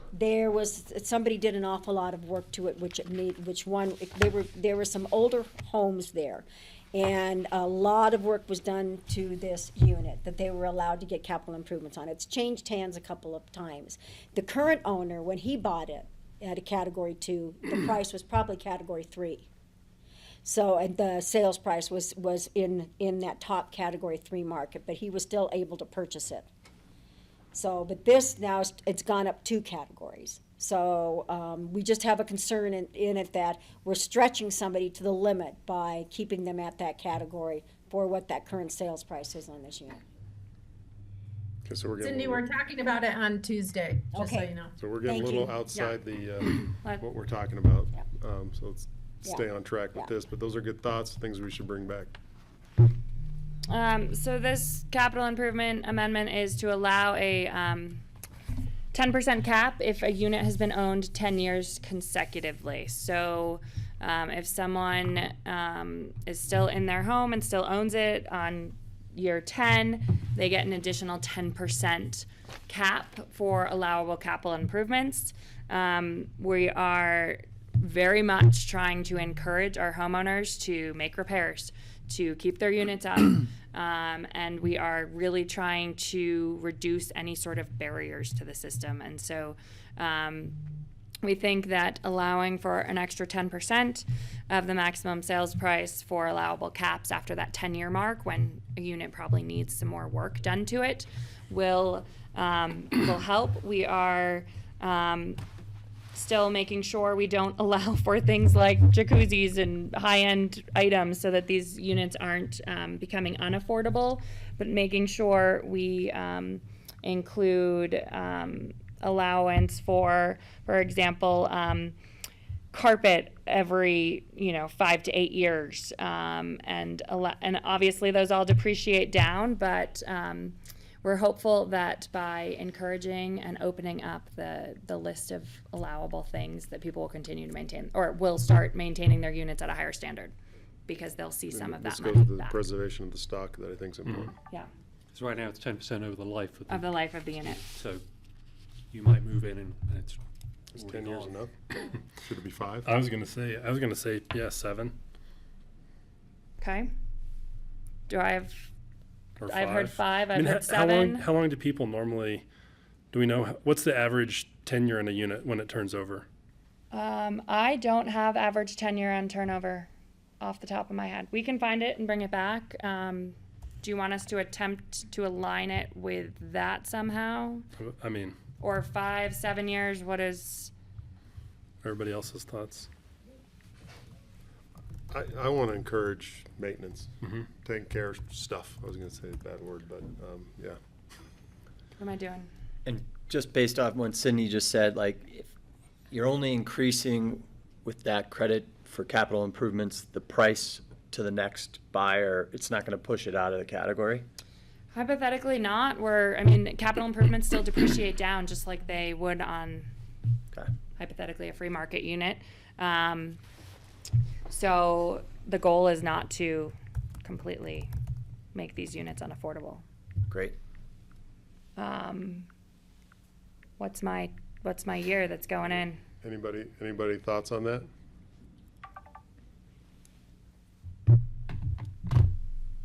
We might have a thought. Just if it's interesting, I did look at what other housing authorities in Colorado do for this, and most of them do the 10% every 10. Eagle County does 10% every 5.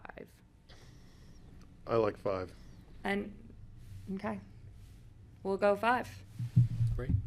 It's a big change. That's great. We'll It's a make big that change. That's great. That's awesome.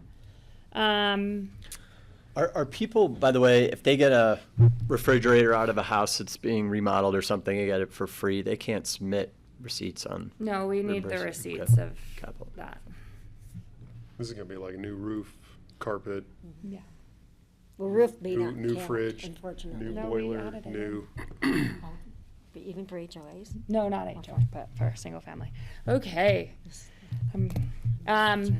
I am, the next change, I know you all talked a little bit about at the last meeting. We're going to talk about lottery chances. So I'm going to read some of this so I make sure that I get some of these dates, and Emily might come up to help me. You should stay up here. Yeah, please, thank you. So staff is proposing adjusting the lottery chances so that every individual with 4 years or more of work history in Pitkin County has 1 chance in a lottery. The current number of chances in a lottery increases the longer work history you have in Pitkin County. Lottery winners from the last 5 years averaged 16 years of work history. When lotteries were modeled with 1 chance for everyone who has 4 years or more of work history in Pitkin County, the average work experience for the winner decreased 5 years. So it went from 16 years of work history to 11 years of work history by allocating 1 chance. Obviously, these are models. We could run it 5 different times and someone different would win each time.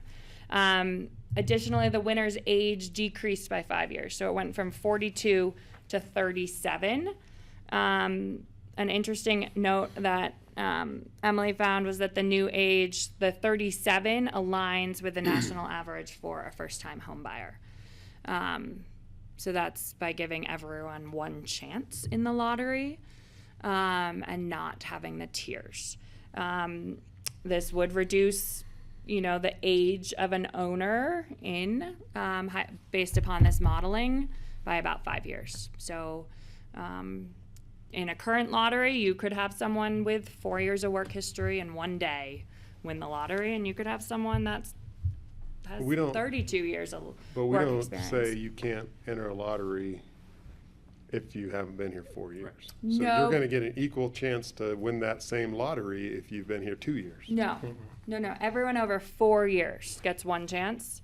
And so everyone under 4 years, we would hold the exact same. So right now, anyone that has less than 4 years work history is still entered in the lottery, but their name comes at the bottom. So they're in kind of, if we think about the lottery as like a tier A and a tier B, tier A is everyone greater than 4 years work history with maximum that meets occupancy. And then in that tier B is less than 4 years. And if there's 10 people that enter, those 10 people that have 2 years of work history are in tier B. And we don't get to them unless we've gone through everyone with longer than 4 years of work history. Is your recommendation, what is trying to be achieved by this change? It's to lower the age of the average winner? Well, I think there's 2 things. We're super concerned about making sure our units are full, that we're looking at the age distribution in our units currently. We all know that we're not looking at forcing retirees out or doing any changes like that. But hypothetically, by younger individuals winning, there's a potential that those units would stay full longer. I don't know if anyone else, I think I might have talked myself in a circle there. Well, somebody who also just has that 4-year work history has a little bit better of a chance of possibly winning the lottery than somebody who, and I agree that it's, I know we're probably gonna get a lot of pushback from people who've been here for 20-something years, because they like having those additional chances, but it used to be where we would do lotteries for anybody who had that 4 years plus, and we did ping pong balls, and people could see what we were doing, and they could come into our office and pick out a ping pong, or pick one of the ping pong balls out, and it was very transparent of how the lottery was run. It's all computerized now with the additional chances, but you would have people who, when they got that 4 years ago, oh, now I have a chance because I've worked at least 4 years, so now I have a chance. Knowing that now they're competing with somebody who has 9 chances versus them who have 5. Kelly?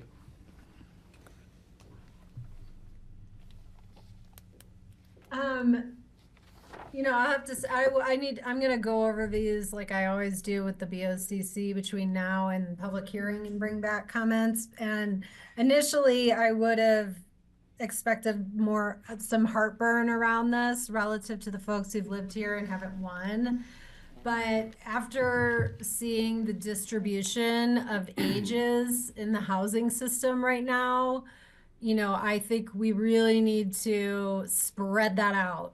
Otherwise, we are going to have a system of retirees and without a solution to that. So this is sort of one way to help mitigate and, you know, the age distribution in the system that I think provides other benefits. It doesn't belong. It used to be this way. I struggle with taking away the chances. I think the people who are hurt by this are people who are renters that want to move into an ownership situation. I mean, if somebody's already in ownership unit and they want to downsize, we're already giving them priority to downsize. So I don't know. I'm supportive of this. I think who it hurts the most is people that have housing through the hospital, school district, SKICO, whoever it may be, that are wanting to move into A.P.C.H.A housing with the retirement opportunity, that have said, I've worked here 25 years and lived in the hospital housing, school district housing, and now they're going to be competing with people that have worked 4 years. But those people, if they're in ownership units for those, I think lawyer, you got to move out. I think they're allowed to. I think they're allowed to retire in those. I mean, if they want to change jobs and for retirement or do something different, I don't know, but it'd be great to know how many people are fed into A.P.C.H.A that are making up that average of 42 and higher that are coming from employer housing. I don't think There's not. I There don't isn't think there's not much. And I think at the end of the day, it's a lottery. It's a chance. You never know. You never know. But, I mean, for the only reason that maybe we get younger, I've said this before, I don't necessarily think you should be able to retire in A.P.C.H.A housing for your life. But I would support it just because of that. But it's also the argument, man, I get somebody that moved here at 33, they've been here 4 years. I moved here at 33, I've been here 10 years.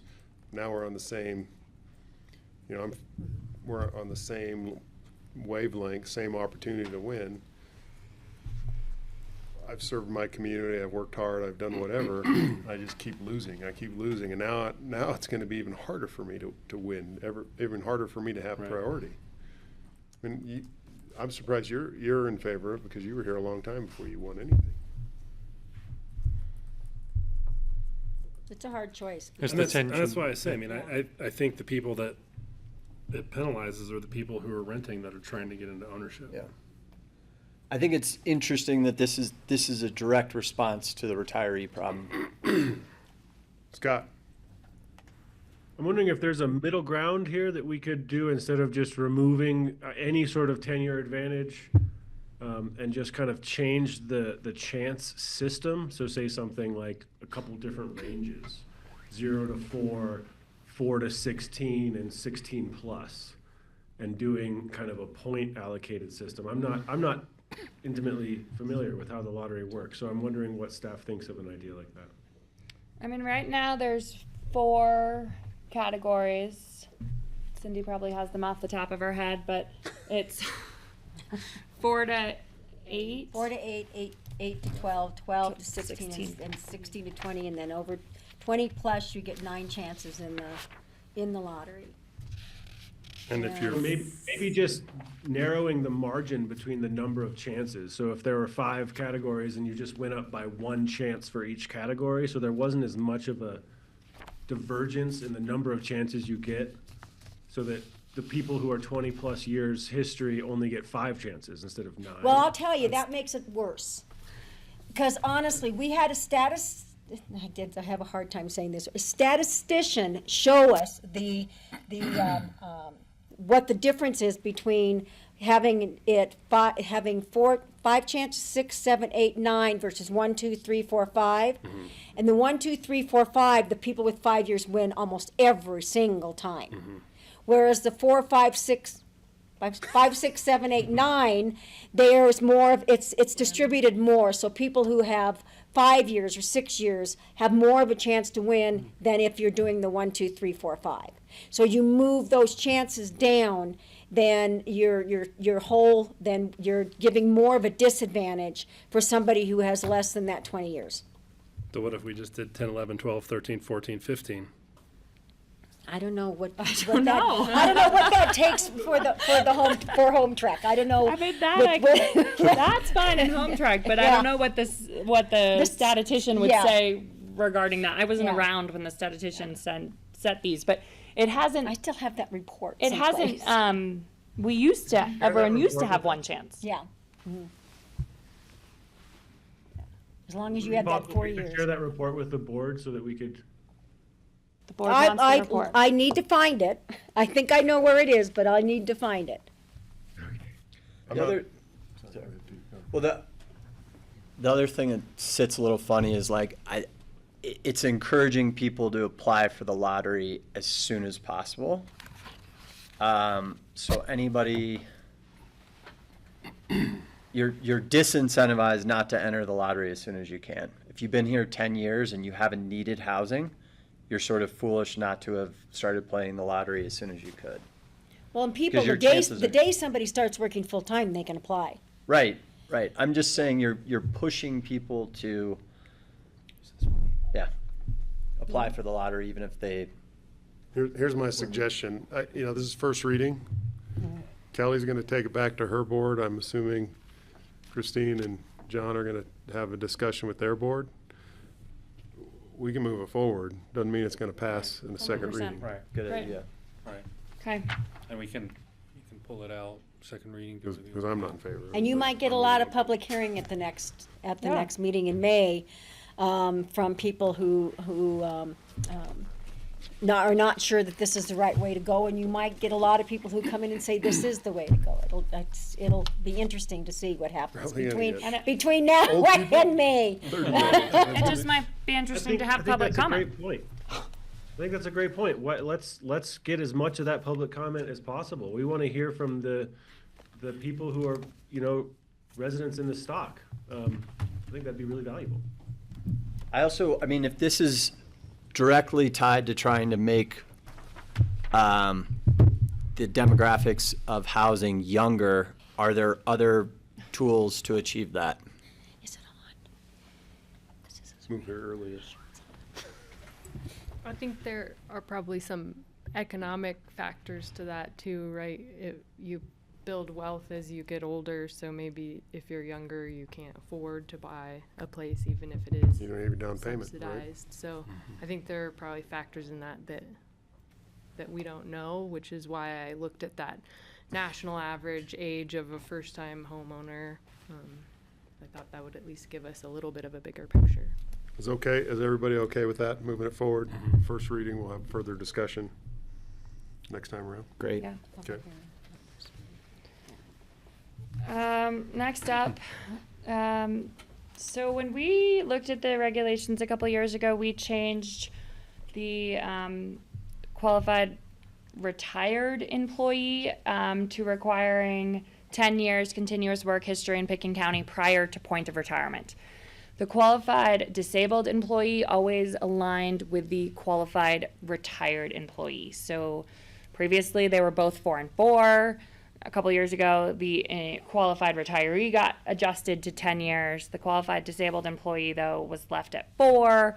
Staff is proposing that the qualified disabled employee must have worked continuously in Pitkin County for 10 years prior to the determination of disability in order to maintain their unit indefinitely, whether it's rental or ownership.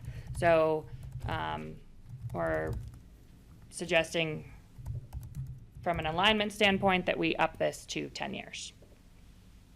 Do we have any ADA issues here? No. I'm okay with this. Okay. Any other thoughts? Sounds good. Okay. Okay. Oh, Kelly? I'm sorry, what was the change there? from 4 to 10 years. So you gotta live in your unit for 10 years before you can get, Got to work for 10 years in Pitkin County. Why are you recommending the change from 4? It was always in alignment with our qualified retiree employee. We thought that it should be in alignment from a consistency standpoint, but additionally, they're allowed to maintain the unit indefinitely from then on without having to work in Pitkin County. but you gotta prove disability. You have to have approved disability.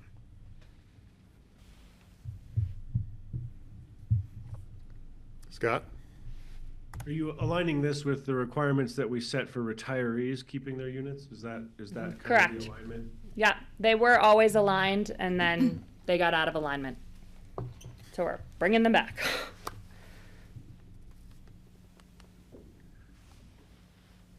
Okay, I think you're, Okay. Removal of 6-month leave of absence for retirees. I'm not sure how long ago, maybe 10 years ago, the regulations were amended to allow a qualified retiree in A.P.C.H.A housing to leave for 6 months a year, to submit a leave of absence and put a tenant in their unit. We are suggesting the removal of that 6-month leave of absence for retirees. One reason is very much consistency with deed restrictions. It violates most deed restrictions in that a deed restriction requires that you're in the unit for 9 months a year unless you've requested a 12-month leave of absence. And you're only allowed 24 months of a leave of absence every 10 years. So we are suggesting removing this. It will affect 2 retirees that we know of that are currently utilizing this provision, which I came to know it as the Caribbean rotation. Most of them leave for Hawaii for 6 months and then come And back rent their in. unit? They have to. Tom's they got leave some for 6 input. months. Yeah, one of those situations where I might be a little out of my lane, but a thought on this. So the retiree isn't working, whether they're in the house or not. And if they take leaves of absence and rent to employees, is that a good thing? I mean, I'm just throwing it out there because unlike working owners' residents, you need to hold their feet to the fire to make sure the unit is being utilized by an employee. But the retirees really are in a different situation. So, well, but because to me, they're not employees, and if they were to put tenants in their unit, who are actual workers. If they did it for 12 months of the year, it might be okay. I don't know.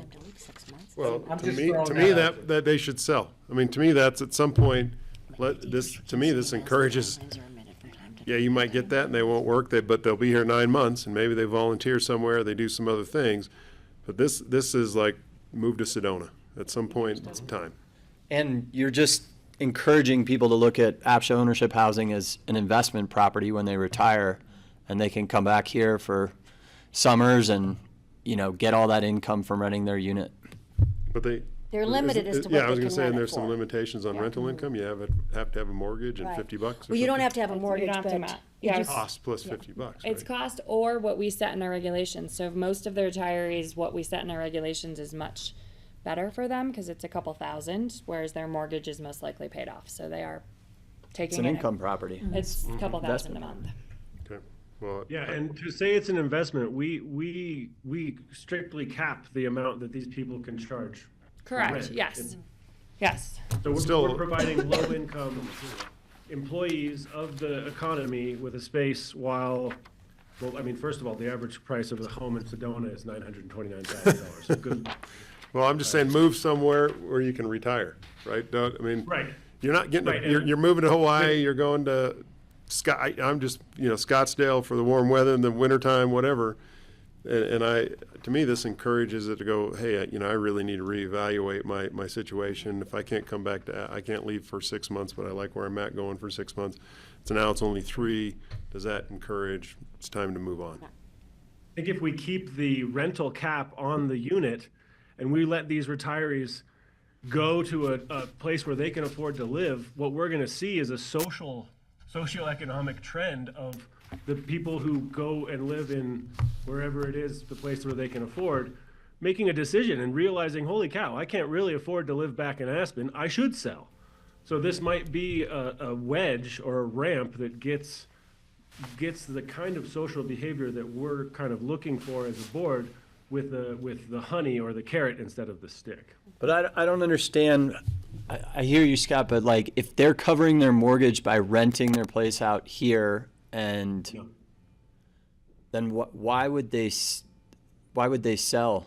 When they're covering their rental, my thought is they're covering their I'll give rental. you one example of the detailed numbers that I'm aware of. My mother has a 3-bedroom unit. She could rent all 3 bedrooms and make half of the HOA dues monthly. so you're not making a ton of money. No, but if Level of investment income that they're making on this. They're allowing themselves to buy groceries in Thailand with the amount of money that they're making on these rental units. They are not bankrolling gold purchases internationally. I think this is a pretty small scale thing, and in my opinion, it would provide a social incentive to get retirees out of the units long-term, give them time and space to find the community that they can afford to live in, and at the same time, as Tom brought up, provide an economic benefit to the community. And I see Kelly has a hand, so. That's fair. Could do that with a regular leave of Kelly. absence. I mean, I always think in situations like this, it's helpful to define the goals around the rule change and getting some solidification around that. And I'm not totally clear on what we achieve here. I think you could require a sublet as a component of a 6-month leave of absence. It is required. It already is. And not to Oh, okay. not to interrupt you, Kelly, but I think what we're seeing is that the 2 folks that we are aware of that do this, I'm sure there's others out there that aren't. One goes to Hawaii every year for 6 months and then comes back. And the other goes to Florida and comes back for the summers. And so, yes, their unit's being rented out, but they have a home in their other spot and they're just popping back and forth between their 2 properties. Yeah. No, I mean, to me, I really think I would like us to remove the allowance of residential ownership anywhere, not just the OEZ. That's a little bit separate from this, but it gets a little bit to the fundamental nature of what is happening in this situation. you know, I don't know if we need a rule for 2 people. So that's fine to remove it if it's just a rule that's only being utilized by 2 Or unit. modify it, right? We're gonna modify it to, you can go for 3. No, you just take Well, it you out. can already go for 3. You can already go for 3. Oh, Yeah. you're saying take the whole thing Yeah. out. I thought we were cutting it down, removal of 6-month leave of absence. So you get two 24-month leave of absences. So the leave of absence provision, as it states, says you have 24 months every 10 years. That's currently in the regulations, and general deed restrictions allow you to be outside of your unit for 3 months a year. How do you police this? It's got to be reported. That's basically how. So how much are people going away for 6 months we don't know about? I don't know. The 2 that I have found since I started in 2018 with A.P.C.H.A both turned into compliance cases because they never told us they were leaving and had been leaving for years after years. But then they, if And they then we rented put it, tenants in them. Yeah, they gotta qualify their Yeah, tenants, right? and they do now. So those were only discovered because of compliance issues. Yeah, it's But hard this, to place. yeah, this What? might, Probably by more. doing this, you might actually, because for one thing, to have somebody move in for 6 months, now you have to leave. They gotta go find a People are place. grasping at straws. They will move in for 6 months because they have a place, but then they're gonna have to find another place after that 6 months. This might actually make the person who's retired say, you know, you're right, I do go there a lot, I'm just gonna sell my place now and move. You might create an actual unit for sale to somebody who's not retired and is working full-time. That, I think, is the goal on this, not telling a retiree that really having them make that decision. Should I stay and really live here 9 months, or should I really sell and retire where I have my other home? I think, to Kelly's point, what would be far bigger impact is not allowing ownership outside the exclusionary zone, because then retirees have to pick, you know, am I going to move to the place I've been vacationing? Anyway, that's for another. Snowbirding. Snowbirding. Yeah. I think it's, take it out. Okay. Tom has his hand up and I think has some feedback for us. Well, on Kelly's point, now remember what I said the last time. Retirees have no rights under the deed restrictions. That's a bonus they get under the regulations. Under the deed restrictions, owners who are workers, required to be workers, can't own other developed residential property in the OEZ. Okay? But you can change the rule for retirees on that if you want to. Because, like I say, retirees don't, you know, technically under the deed restrictions, all retirees should have to sell, but there's been obviously a policy decision made to preserve community and all that. And so retirees get to stay. But you could say, if you're a retiree and you own real estate somewhere else where you can live, we got a different rule for you. Well, I think we stick with this one right now. We revisit that case. This is your 5-year kiss. You get to stay here for 5 years and then you gotta go. Okay. Sorry, that's cold and hearted. Scott? Yeah, I think I like the direction that the A.P.C.H.A board has been taking, moving more towards honey than vinegar, carrots than sticks. My personal opinion and what I think would make more of a long-term impact on the sustainability of the program would be to provide ramps away from the program instead of cages that keep people in it. And I believe that the properties outside of the exclusion zone could act as a ramp. I mean, where are these people ever going to be able to leave? Part of our problem is we don't have a way for people to leave. And if we say you're never allowed to invest in real estate, even if it's 10,000 miles away, then they're never going to have anything to fall back on. So I would say instead of going in that direction, it'd be better to provide the ramp that allows them through some sort of policy initiative that pushes them in that direction. And so Maybe you say after, you know, if you own property outside the exclusionary zone at 70 years old, you have to decide whether you're going to move to that property or sell it. Unless you're working full-time. I mean, I think Unless you're not the retired. conversation. Unless you're not retired, sorry. There's going to be conversations about how many 70-year-olds do we want to have making that choice, and also how many grandparents do we want to have living in our community. There are intentional policy decisions that have been made in the past to make sure that we maintain some sort of generational fabric of society in our town. And I think that that has benefited us, and I think that A.P.C.H.A is at the core of what's kept any semblance of community alive in this location. So I would vehemently say, better to work with honey than vinegar, and if we can, for example, change these regulations for these 2 users, incentivize them to just move to Hawaii and the Caribbean and open up 2 units, I think that's awesome. I think that that's the kind of social economic choice that they should be able to make based on our policy push, as opposed to kind of locking them in a situation where, as we've seen and gotten community feedback in the past, especially in our most recent round, people feel stuck. People feel like they can't leave, and therefore that distribution of age in our housing stock is moving towards the higher end of the range. So it seems to me that we should be providing a carrot instead of a stick. Agreed. I mean, I think we move forward with this. I agree with Scott too. Like that's part of a previous discussion in other sessions.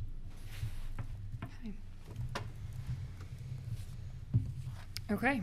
Next up, work requirements for A.C.I. As Peter pointed out earlier in the meeting, my memo stated we've had 9 vacant units at A.C.I., some for over 18 months, because we cannot find anyone to qualify for these units. As a reminder, Aspen Country Inn has LIHTC income limits.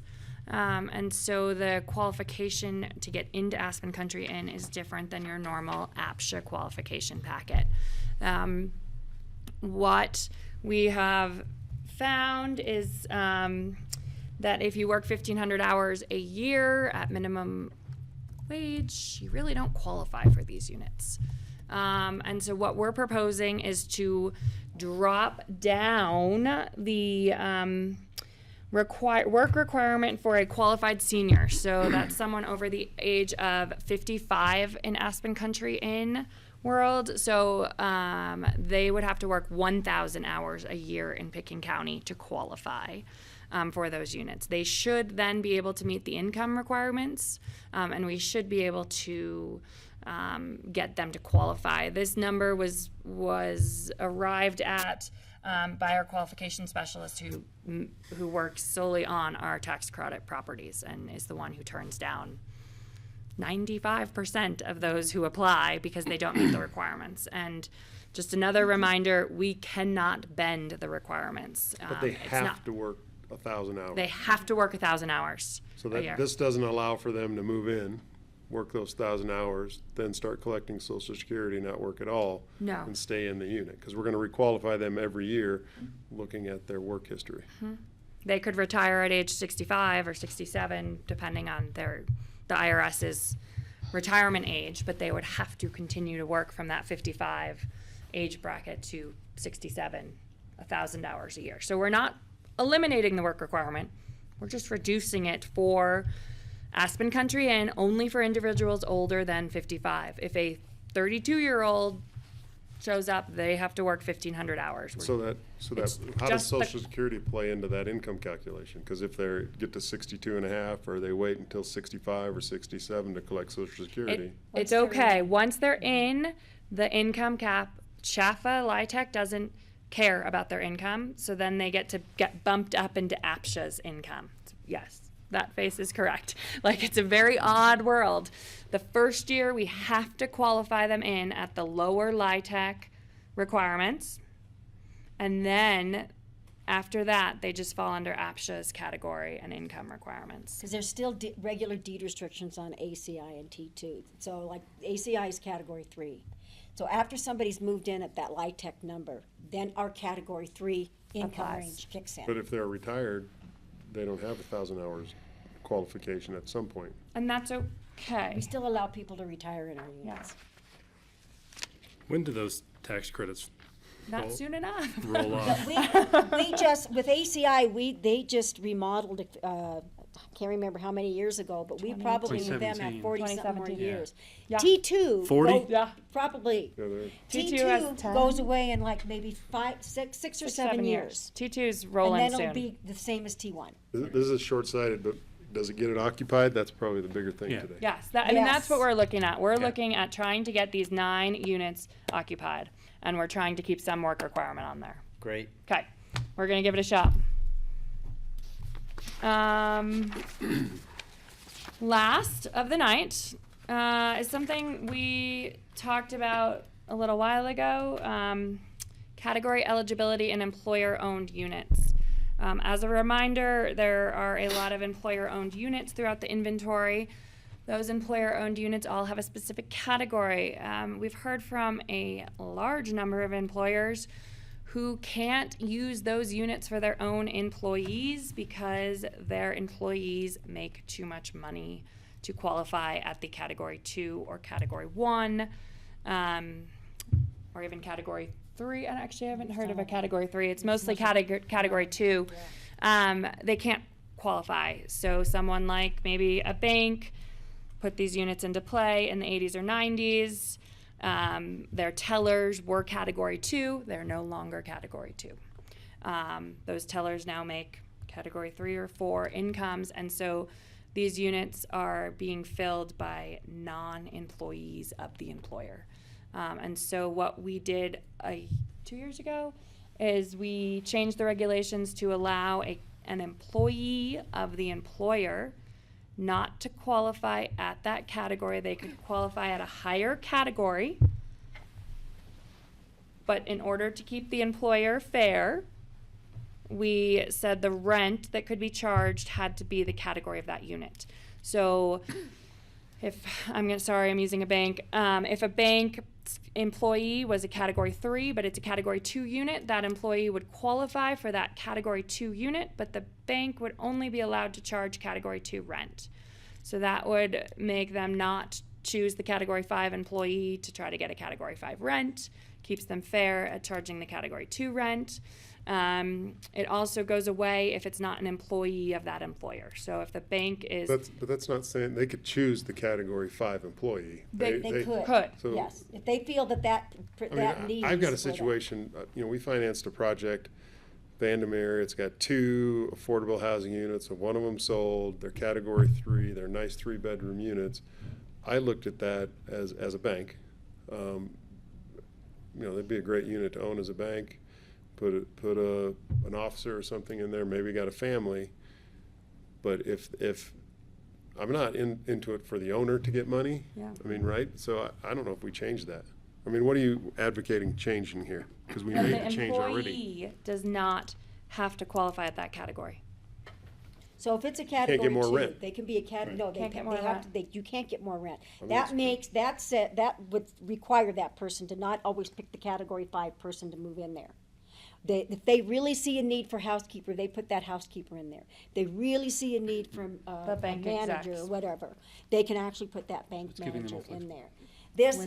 And on-site hotel units are like this. On-site hotel units that they have, employee units in like the Inn at Aspen, Independence Square, they're category 2 units. But if you're putting your own employee in there, you can put a manager in there, you can put a housekeeper in there, you can put, as long as they're working full-time, you can put whom you feel is in need at that point in time, but you can't charge higher than that category. Is there a requirement that they're occupied by their appropriate occupancy? Yes. Most of these we find are 1-bedroom units. Scott, I saw your hand up, sorry. No, it's okay. I wanted to let that conversation keep going. I'm just kind of zooming out and looking at the trajectory of Aspen, and what this sounds like to me is that the business world is finally feeling the crunch that the employees have felt for the last 35 years. And they're starting to think, oh no, how am I going to get my people housed? I would be concerned that if this trajectory continues, that we would end up with, and as of course federal funding turns into dust, and state funding becomes increasingly difficult to qualify for, that we would see an increase in the ratio of employee-owned or employer-owned units. And I'm just wondering what the board thinks about that potentiality. We're restricted, we don't have. Yeah, these are specific units, they're approved by the land use code, and they've got to be a certain unit. Those are, I'm not gonna say one-offs, but these aren't units that we're looking to sell. These are units that are already employee-owned. Exactly. And you're allowing the employer to rent them back to an employee. The employee today does not have to, $25 an hour is $50,000 a year. That's category 3. Yeah. Right, for a single person? Or it's at least So category 2. so like the Alpine Bank owns a few of them, and I'm not in it to to solve Alpine Bank's problems, They can't put but- their tellers in them because they make too much money, and they can't get tellers unless they pay that amount of money. So they've been between a rock and a hard place. But they can put their employee in and they don't get the benefit of renting at a category 3. Exactly. They have to rent at the category that it's designated. Right. Well, and it could end up being a perk for an employee because their rent will be lower. Yeah, and it could be. But then that employer still has that employee that they really need here living in town, and they've actually been able to hire somebody. Yep. And fill that position. I'm in And favor. am I right in assuming that the incentive structure as it is would probably lead to them housing the manager before the housekeeper? Not necessarily. They have, because they can't charge higher than that specific rental rate. So if they see a real need for a housekeeper, they're gonna put that, I really do believe, I have to believe this, that they're gonna put that housekeeper in over a manager because they really need that housekeeper. They're in dire need of a housekeeper. They have to be really strategic in how they use the units. Yeah, yes, they do. I think we allow that change. I thought we didn't allow that change. You allowed it for 1 year. 1 year. So I'm bringing it back. And there are no issues. No. We had some happy employers. Great. I'm done. Someone, Okay. I think, has to make do we have to do the Do you want to recommendations? summarize? I mean, we didn't kick back any of these, did we? So move forward with second readings. We had some issues with, Kelly has a question. I can summarize it for you if you'd like. please do. Okay. I will advance the removal of retirement assets from asset calculation. We will advance one application a year. We will advance the bid price and the capital improvement fee removals. We will increase the qualification application to $60. We will advance the right sizing with the rewrite for the downsizer can downsize into any category, and the individual upsizing must qualify at that category. We will advance the capital improvement amendments, allowing a 10% cap every 5 years. We will advance lottery chances with the understanding that everyone will talk to their respective boards. We will advance the qualified disabled employee requirement. We will advance the removal of the 6-month leave of absence for retirees. We will advance the work requirements for A.C.H.A, reduced work requirements, and we will advance the category eligibility in employer-owned units for second reading. I move as presented by Bethany. Really quickly, Kelly has her hand up. Oh, Kelly? I will second, and then just request Bethany to share the slide deck because it will help me walk through these with the BOCC. Of course. Do we have further discussion? If we could I would also like to make a request that we get that statistical analysis that was done on the lottery process. If we can find that report, that'd be really helpful. Yeah, I've got that written down. For the first reading. All right, roll call vote. Scott, Yes. Kelly, Yes. Christine, Yes. Carson, Yes. John. Yes, ma'am. All right, we've exhausted the agenda for this evening. Do I have a motion to adjourn? I'll make a motion to adjourn. I'll second. So Carson made the motion and John seconded it? Okay. Call vote. Okay, Scott, Yes. Kelly, Yes. Christine, Yes. Carson, Yes. and John. Yes, ma'am. We are adjourned. Thank you all. Thank you, guys. Yes, I got a vote even. And John and Carson.